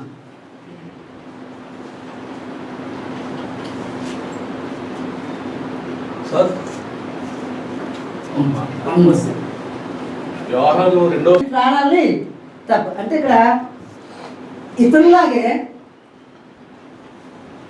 మనకు వచ్చిన కష్టం చూసుకోవాలి. అలాంటి స్వభావాన్ని అవలంబించాలండి. అదే విషయం నాకు చెప్తున్నాడు. అతిథి ప్రియుడు, సేవకుడు, సేవకుడు కుటుంబము, పెద్దలు, పెద్దల కుటుంబాలు, విశ్వాసులు, విశ్వాసుల కుటుంబాలు ఇదే మర్యాదను అనుసరించాలి. ఆ మర్యాదను దాటిపోతే మనం వాక్యానుసారంగా ఉన్నవారు కాదు. కనుక ఈ విషయంలో అందరికీ లాభం కలిగి ఉన్నాం. అందరూ లాభం కలిగి ఉన్నాం లేదా? దిద్దుకున్నాం. మన లోపం ఏంటో మనకు తెలుసు. మన రిసీవింగ్ ఎలా ఉంటుంది, మనం వారిని జాగ్రత్తగా కూర్చోబెట్టుకుని ఎలా ఉంటుంది. అక్కడ శ్రమ పడ్డాడండి అబ్రహాం. ఎలా శ్రమ పడ్డాడో చూద్దాం. అబ్రహాం గుడారంలో సారా ఎదుగు త్వరగా వెళ్ళి నీవు త్వరపడి 3 మానికలు మెత్తని పిండిని తెచ్చి పిసికి రొట్టెలు చేయమని చెప్పాడు. ఇప్పుడు యాతిథ్యం చెడులో ఎవరి భాగం అండి? ఇద్దరిది భాగం ఉంది కదండి. ఇద్దరు కష్టపడాలి. ఒకరే కష్టపడితే బాగుంటుంది అంటారా? ఒకరు కష్టపడ్డ వాళ్ళు చాలా అద్భుతంగా కష్టపడతారు. తెలివైన వాళ్ళందరం ఏం చేస్తాం తెలుసా? ఇంకా మా ఆవిడ ఒప్పుకోదు అనుకున్న పరిస్థితి వచ్చినప్పుడు చాలా నీట్గా తెలివితేటలుగా ఏం చేస్తాం తెలుసా? బ్రదర్ బయలుదేరారా, వస్తున్నారా, ఎక్కడ ఉన్నారు, బ్రదర్ సులువుగా సింపుల్గా పదండి బ్రదర్ హోటల్కి వెళ్దాం, హోటల్లో భోంచేసి చక్కగా ఆ బ్రదర్ మరి వందనాలు అనేది పంపించాను. ఇంటికి కూడా తీసుకెళ్ళలేని పరిస్థితులు వస్తాయి. లేవంటారు అలాగా? నేను చాలా క్రైస్తవ కుటుంబాలు చూశాను. బయటే పంపించిన సందర్భాలు చాలా ఉన్నాయి. ఎందుకు వాడుకున్న పరిస్థితులు ఎలా ఉన్నాయో నాకైతే తెలియదు. ఒకవేళ మంచి ఆతిథ్యం చేయగలిగినటువంటి వారు అయి ఉండొచ్చు, కానీ పరిస్థితులు అనుకూలించి ఉండకపోవచ్చు. కానీ పరిస్థితులు ఏ పరిస్థితుల్లోనైనా మనం పనిచేయాలి. అది మాత్రం బాగా అనుకూలించినా అనుకూలించకపోయినా ఆతిథ్యం చేయటం సరిగా ఉండాలంతే. ఆతిథ్యం చేయటం మానకూడదు. అద్భుతమైన విషయం చెప్పాడు. తీతుకు రాసినటువంటి పత్రిక, తీతుకు పత్రికలో తీతుకు ఎవరండి? యవనస్తుడు. ఎవరి బుద్ధి చెప్పాలా? పెద్దలను ఏర్పాటు చేయాలా. పెద్దలంటే వయసు ఎంత ఉండొచ్చు? 60 సంవత్సరాలు, దాదాపు 50 నుంచి 60 సంవత్సరాల వయసు కలిగినటువంటి వారు ఉంటారు. ఇతడెవరు? యవనస్తుడు. తీతుకు యవనస్తుడు. ఇప్పుడు 60 సంవత్సరాల తాలూకా వయసు ఉన్నటువంటి వ్యక్తి యవనస్తుడు మాట వినేటట్టుగా ఎవరు ఉండాలి? ఎవరి క్యారెక్టర్ ఉండాలి? తీతు క్యారెక్టర్ ఉండాలి కదా. లేకపోతే ఈయన ఏమంటాడు? నువ్వు చెప్పచ్చు పెట్టరా, నీ వయసు ఎంత, నా వయసు ఎంత, నువ్వు వచ్చి నన్ను చెప్తావా అంటాడా? కానీ ఏమన్నాడు తెలుసా? వారి నోళ్ళు ముయించేటట్టుగా నీ బోధ ఉండాలా, నీ ప్రవర్తన ఉండాలి. అక్కడ అంటాడు, అతిథి ప్రియుడును, సజ్జన ప్రియుడును, స్వస్థ బుద్ధి గలవాడును, నీతిమంతుడును, పవిత్రుడును, ఆశా నిగ్రహము గలవాడునే ఉండాలి. ఎవడు? పెద్దోడు. నువ్వు ఏర్పాటు చేస్తున్న పెద్ద ఆయన అలా ఉండాలి. అలా ఉండాలంటే మొట్టమొదటి నువ్వెలా ఉండాలా అని చెప్తూ 2వ అధ్యాయం ఒకసారి తీయండి. 8వ వచనం. పరపక్షమందువాడు మనలను గూర్చి చెడు మాట ఏది చెప్పనేరక సిగ్గుపడినట్లు అన్నిటి యందు నిన్ను నీవే సత్కార్యముల విషయమై మాదిరిగా కనపరుచుకో.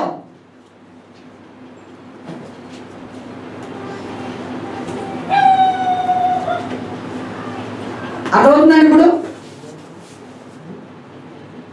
నిందారహితుడు అంటే అర్థం ఏంటంటే పరపక్షమందుండువాడు. ఇతను ఆతిథ్యం బాగా చేయడండి, ఈయన ఇంటికి వెళ్తే కనీసం బాగా రిసీవ్ చేసుకోడండి, అసలు పలకరించారండి. ఎంత గర్వమో కానీ అమ్మగారు ఒక పక్క తిరుగుతారు, అయ్యగారు ఒక పక్క తిరుగుతారండి. ఎప్పుడు వెళ్ళలేదండి మాటలో. కానీ చెప్తున్నాడు, పరపక్షం ముందు ఉన్నవాడు మన గురించి చెడేం చెప్పలేనట్టు నువ్వు సత్క్రియలు చేసేటట్టు అబ్రహాం అదే నేర్పిస్తున్నాడు. ఇది ఎలా నేర్పించడమే కాదట. 3వ అధ్యాయము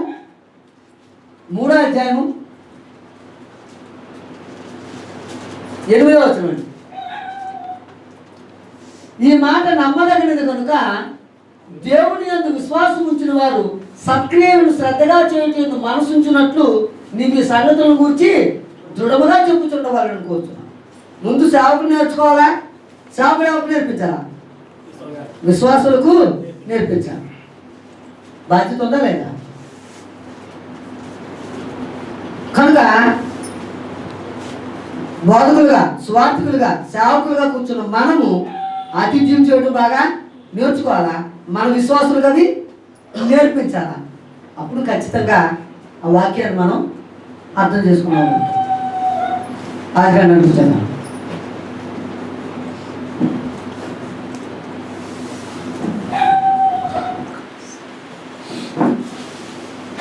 వెంటనే ఆవిడ మంచి ఎండప్పుడు పిలుస్తావా చుట్టాలని, నీకేం పని పట్టలేదా, ఇంకా నాకేం పని లేదనుకుంటున్నావా,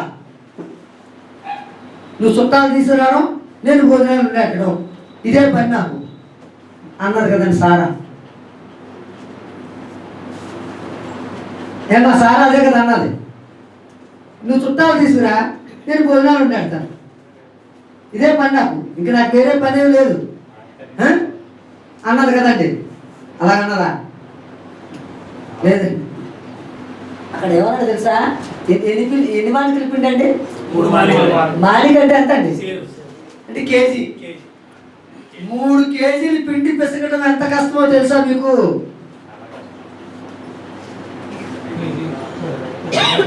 ఎప్పుడైనా పిండి పిసికారా అలాగా 3 కేజీలు పిండి ఒకేసారి?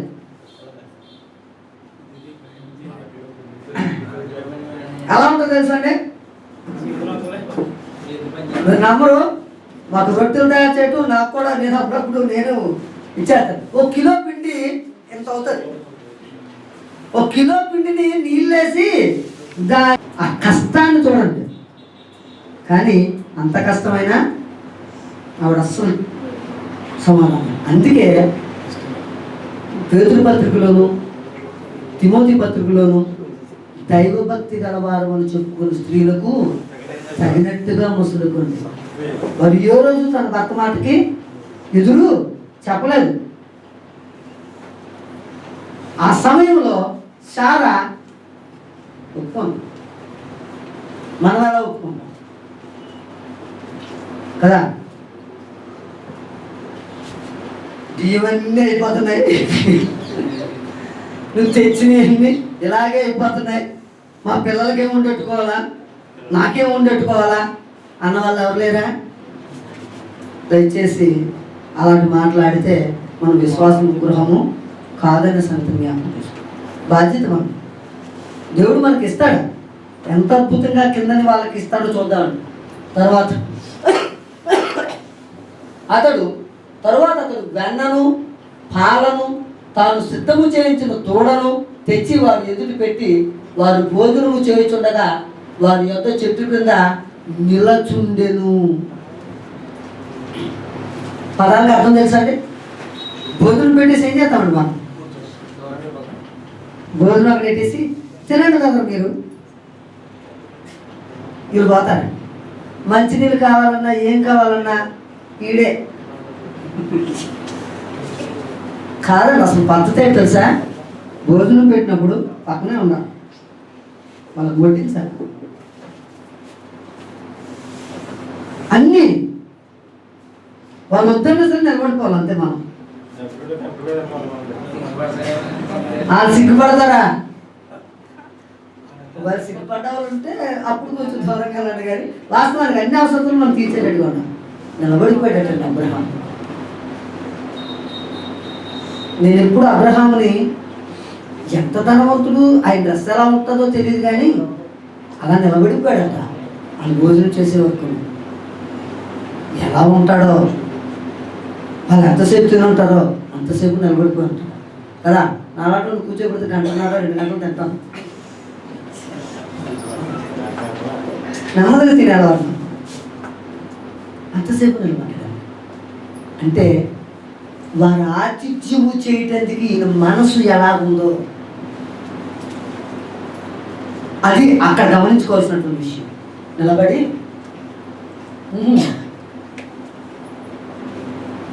నడిపోయిందా పిచ్చి రాస్తున్నారండి. రైట్. ఇప్పుడు అది భోజనం చేస్తూ ఒక్క మాట అడిగారు. అది కాదు, ఇప్పుడు ఒక మంచి పని జరిగింది కదండి, దాని వెనకాల ఏముంటుందండి? ఎప్పుడు ప్రతిఫలం ఉంటుందండి. నువ్వు ఒక మంచి పని చేస్తే నీ వెనకాల అంటేనే దానికి ఒక ప్రతిఫలం ఉంటుందండి. ఆ ప్రతిఫలాన్ని అక్కడ చూపిస్తాడు చూడండి. ఏమంటాడు? అయిపోయిందా? అయితే మార్చే. వారు అతనితో నీ భార్య అయిన సారా ఎక్కడ ఉన్నదని అడుగా అతడు ఇదిగో గుడారంలో ఉందని చెప్పాను. 10వ వచనం.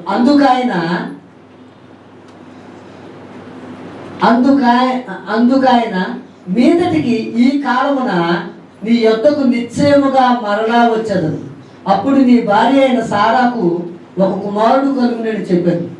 అంటే వాళ్ళు ఏం చేయడం మొదలెట్టారండి? ఇవన్నీ దీవించడం మొదలెట్టారు.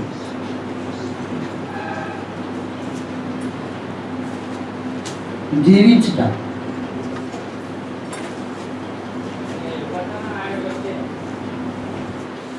నువ్వు చేసింది ఎక్కడికి పోతుంది, నీ చుట్టూలోనే తిరుగుతుంది.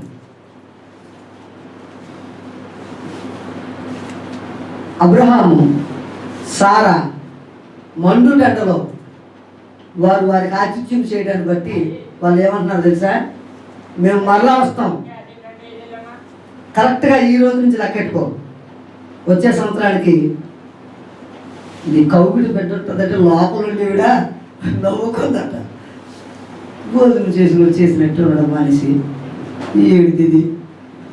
నా వయసు ఏంటి, మా ఆయన వయసు ఏంటి, మా పిల్లలు పుడతారా, తినేసి మాటలు అలా ఉంటాయి, మన మాటలు అలా కదా ఉంటాయి కదా. ఏదన్నా శుభవచనం చెప్పనుకో, ఇంకేముంది తిన్నారు కదా, ఏదో ఒకటి అనకపోతే బాగుందని అనుకుంటారేమో అని మనం అనుకుంటాం. ఆవిడ నవ్వుకుందట. భలేగా అన్నారు, లేదు మంచి ఇదే మాట్లాడారు. గమనించి వాళ్ళు ఏమన్నారు చూద్దామండి.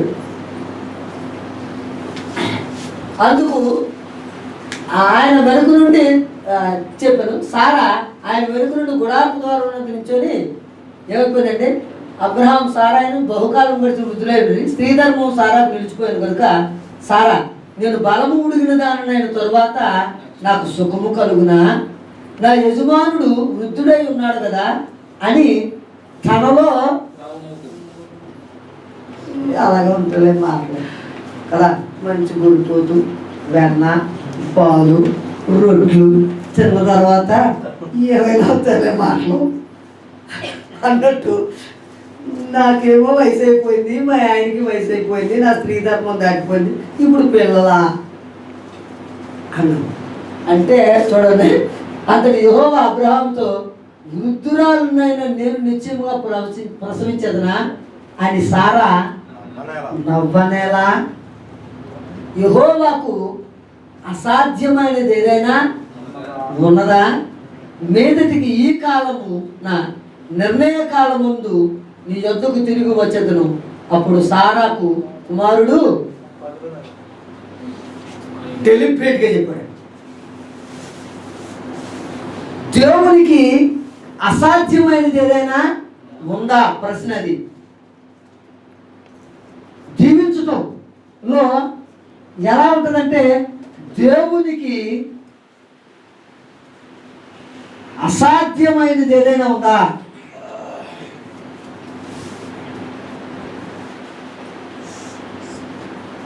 ఇదే ప్రశ్న ఇక్కడ వేసుకోవాలి. దేవునికి అసాధ్యమైనది ఏదైనా ఉందా?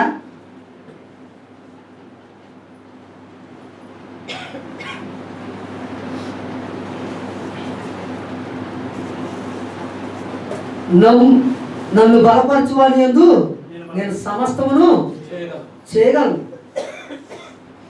ఏమైనా చేస్తాను, నాకు అసాధ్యమైనది ఏమీ లేదు. నీ అవసరత ఏదైనా చేస్తాను, కానీ నువ్వెలా ఉండాలా? దీవించబడేటట్టుగా నీ ప్రవర్తన ఉండాలి. అబ్రహాము సారా ప్రవర్తన అలా ఉంది. వారు తెలుసు అది అసాధ్యం, వారి జీవితంలో జరగదు. వెంటనే ఆవిడ ఏం చేసిందో తెలుసా? నవ్వుకుంది కదా మనసులో. తర్వాత ఏం చేసింది చూడండి. సారా భయపడి నేను నవ్వలేదని చెప్పగా ఆయన అవును నువ్వు నవ్వితోని. ఎప్పుడైతే డెలిబరేట్గా దేవుడికి అసాధ్యమైంది ఏదైనా ఉందా అనుభూతాడికి సారా ఏమైందట? భయపడిందట. నువ్వు అవలేదని చెప్పనమాట అబద్ధం నవ్వావు, కానీ అది వాస్తవం, నువ్వు చూస్తావు అని అడిగితే. అంటే ఎన్నో వచ్చిన వరకు అండి, 15వ వచనం వరకు కూడా వారు చేసినటువంటి ఆతిథ్యము, తద్వారా వచ్చే దీవెన, ఆశీర్వాదం. 16వ వచనం నుంచి చూద్దాం. సొదొమ గొమొర్రా పట్టణాల యొక్క పరిస్థితి.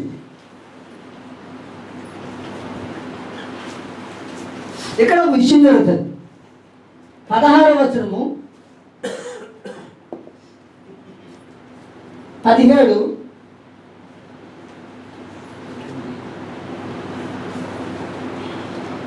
19వ వచనం వరకు ఈ 3 వచనాల్లో ఒక సంగతిని చెప్పాడు. అక్కడ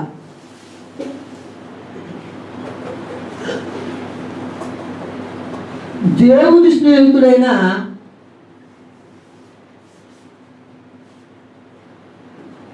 అబ్రహామునకు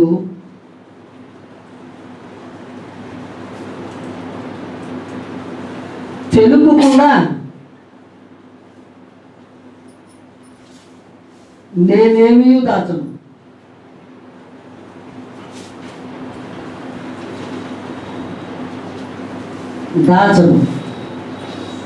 రెండో పాయింట్ ఏమని ఉంటుందంటే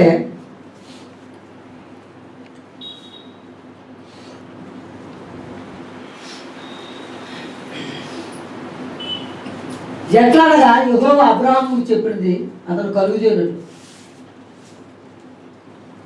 తన తరువాత తన పిల్లలను తన ఇంటి వారులు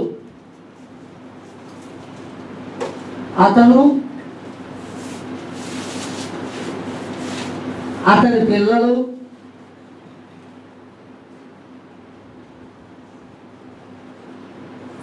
నీతి న్యాయములు జరిగించినట్లు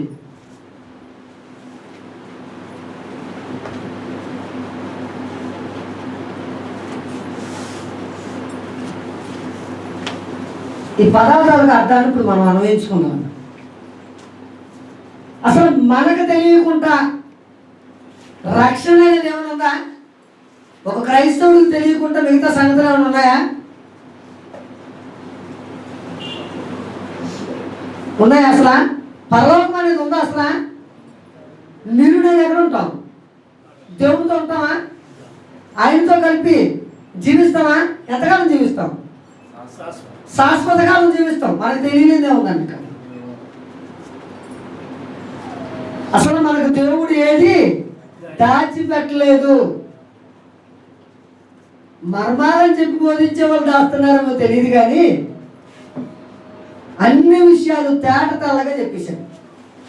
అబ్రహామునికి ఏదైనా నా స్నేహితుడు, ఆయనకి తెలియకుండా నేను ఏమైనా దాస్తానా అని చెప్పి క్రైస్తవుడికి కూడా ఏ విషయం తెలియకుండా ఉంచలేదు. పౌలు అంటాడు అద్భుతంగా, అపోస్తుల కార్యాలు 20వ అధ్యాయము 27వ వచనం. అపోస్తుల కార్యము 20వ అధ్యాయము 27వ వచనం. దేవుని సంకల్పం అంతయు మీకు తెలుపకుండా నేనేమీ, దేవుని యొక్క ఉద్దేశం మొత్తం మీకు తెలుసు. నేను చెప్పాను, మీరు దాన్ని ఆలోచించడాన్ని బట్టే ఉంటారు. ఎందుకు ఆలోచించలేకపోతున్నారట? ప్రశ్న. దేవుని సంకల్పం అంతా మీకు తెలుపకుండా నేనేది దాచుకోలేదు, మరి ఎందుకు అర్థం అవట్లేదట? ఏమన్నారు చెప్పాడా? నీ పేరేంటి? జయపాల్ గారు చెప్పాడా? చెప్పాడా లేదండి? చెప్పాడు. మరి మనకెందుకు అర్థం అవట్లేదు? ఎందుకు అర్థం అవట్లేదు అంట? సరే, ఇప్పుడు మీ వరకు వచ్చింది ఆ విషయం, మీకు ఎందుకు అర్థం అవట్లేదు? మీకు ఏదో కారణం ఉంటుంది కదా, అదేంటండి ఆ డిఫెక్ట్ ఏంటి? ఎందుకు అర్థం అవట్లేదు అంటారు? రైట్, 3వ అధ్యాయం ఎఫెసీయులకు రాసిన పత్రిక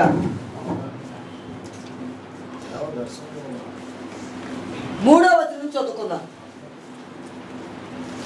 ఎట్లనగా క్రీస్తు మర్మము దేవదర్శనము వలన నాకు తెలియపరచబడిన సంగతిని గూర్చి మునుపు సంక్షేపముగా వ్రాసి తిని, మీరు దానిని చదివిన ఎడల దానిని బట్టి ఆ క్రీస్తు మర్మమును గూర్చి నాకు కలిగిన జ్ఞానమును మీరు గ్రహించుకొనగలరు.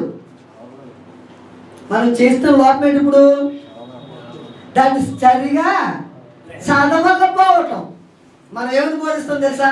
ప్రార్థన చేసుకుందామమ్మా, ప్రార్థనలో దేవుడు బయలుపరుస్తాడమ్మా, మీరు ప్రార్థన చేయండి అమ్మా, దేవుడు మీతో మాట్లాడతాడు, మీరు ప్రార్థన చేయండి అమ్మా, దేవుడు మీకు తెలియజేస్తాడు, మీరు ప్రార్థన చేయండి అమ్మా అని మొదలెట్టారండి భూమి మీద. బైబిల్ ఏమని బోధించింది? నువ్వు చదివిన ఎడలా, లేదు విను, చదువు రాకపోతే వినుట వలన విశ్వాసము కలుగును. వినుట క్రీస్తుని గురించిన మాట, సాక్ష్యాలు కాదు, గ్రహింపు రావాలంటే లోపం అక్కడ అయిపోయింది. చదువులో ఎలా చదువుతున్నారట?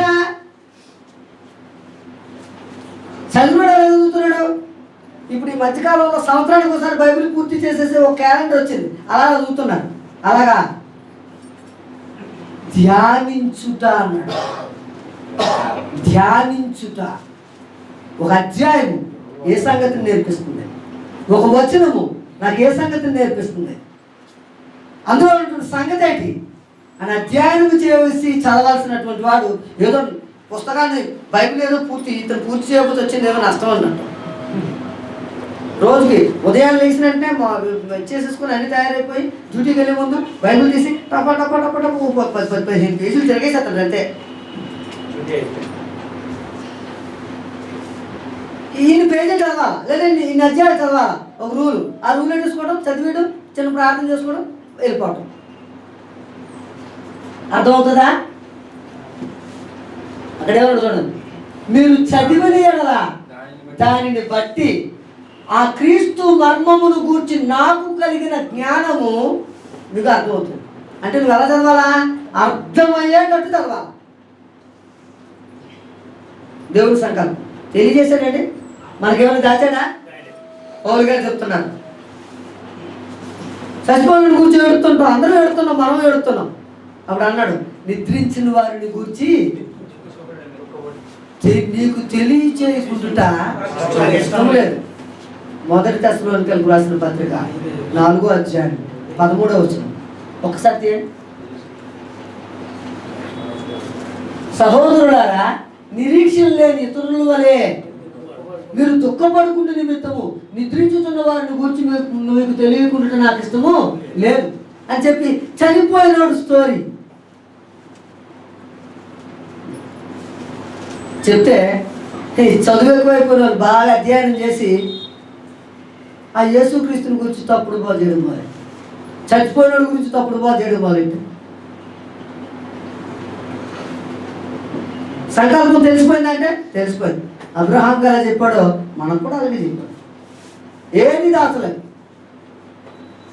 నీ చావు గురించి చెప్పాడు, నీ పుట్టుకుల గురించి చెప్పాడు, నీ రక్షణ గురించి చెప్పాడు, నువ్వు తప్పు చేస్తే ఎలా శిక్షించబడతావో చెప్పాడు, నువ్వు నిత్యత్వంలోకి ఎలా వెళ్ళాలో చెప్పాలి, అసలు ఈ భూమి మీద ఎలా మార్పు చెందాలో చెప్పాడు, నువ్వు చచ్చిపోయే లోపల అలా తయారైపోయి చెప్పాడు. ఏ విషయం కూడా దాయలేదు.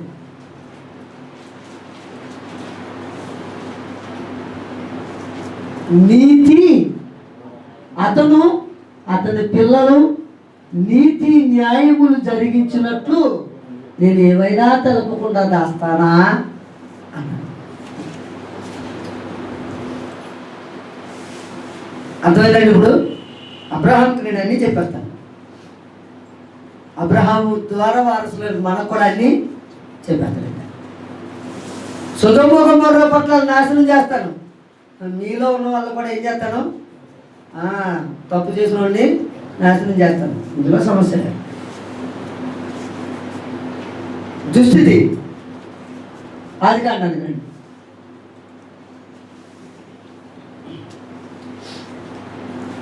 అప్పుడు యెహోవా నేను చేయబో కార్యము అబ్రహామునకు దాచదనా?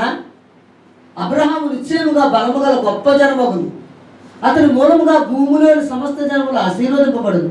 ఇట్లనగా యెహోవా అబ్రహామును గురించి చెప్పినది అతనికి కలుగు చేయనట్లు తన తరువాత తన పిల్లలను తన ఇంటి వారును నీతి న్యాయములు జరిగించుచు యెహోవా మార్గమును గైకొనుటకు అతడు వారికి ఆజ్ఞాపించినట్లు నేను అతన్ని అతనికి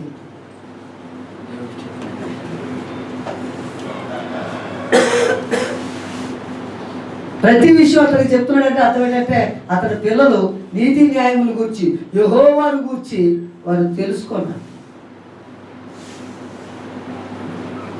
మనం మన పిల్లలకి అలా చెప్తామా?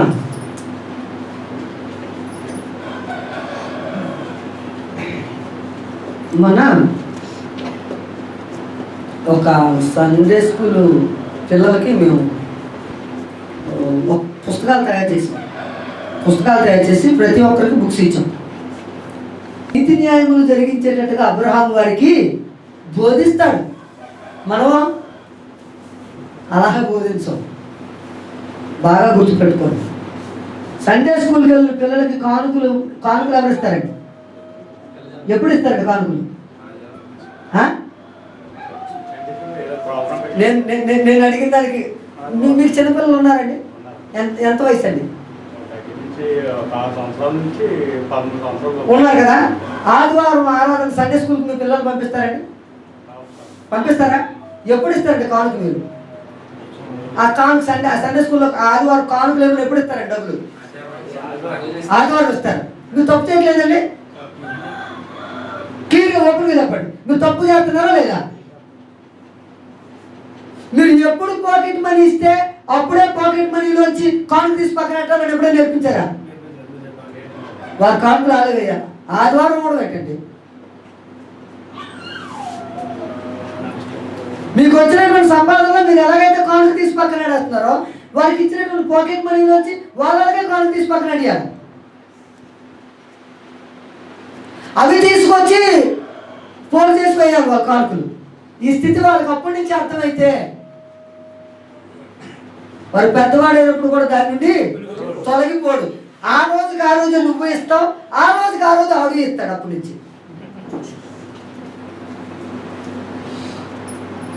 నీతి న్యాయములు జరిగించటం నేర్పించుట ఫస్ట్ మన నుంచే ఉన్నాం.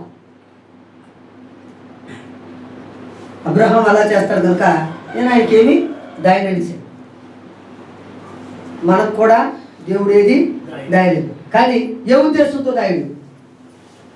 అతను అతని పిల్లలు నీతి న్యాయములు జరిగించేటట్టు.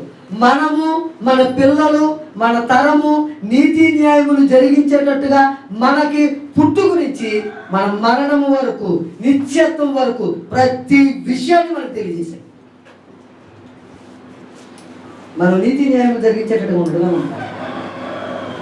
ఎక్కడెక్కడ సరి చేసుకుని ఉండడమే మన పని. దిద్దుకొని ఉండడమే మన పని. 20వ వచనం నుంచి చూద్దాం.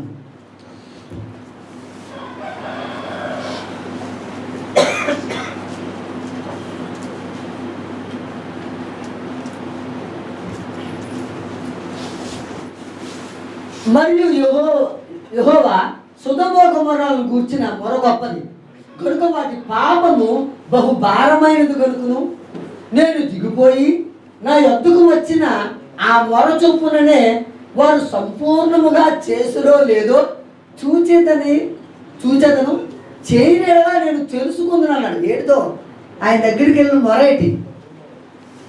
ఏది చూడడానికి వచ్చాడట? పాపం పరిపక్వం అయిపోయిందా లేదా? చెట్టు దగ్గరికి వెళ్తాం, మామిడి చెట్టు దగ్గరికి పండుగ చూస్తాం.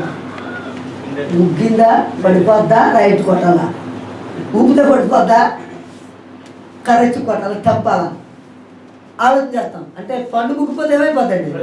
పడిపోద్ది కదా. పండు ముగ్గితే పడిపోద్ది. వీళ్ళు పాపం పరిపక్వం అయిందా లేదా అంట. ఎలాంటి పాపమో తెలుసా?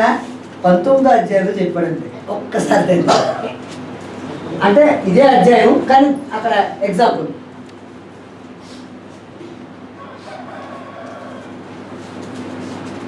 ఇంకా ఇదండి ఎలాంటి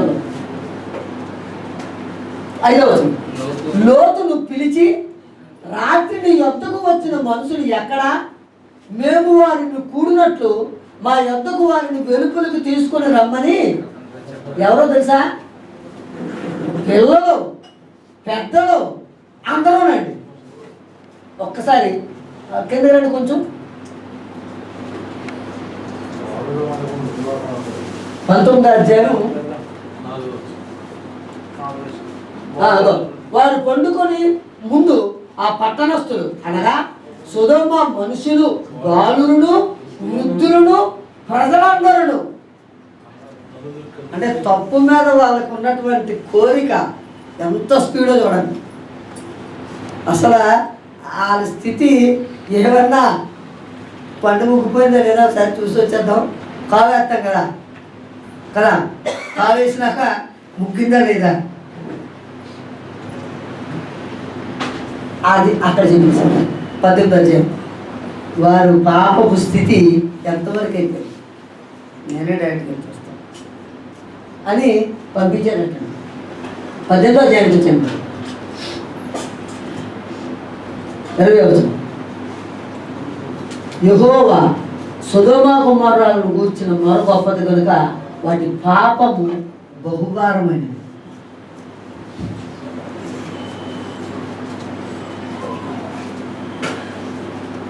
సొదొమ గొమొర్రా పాపము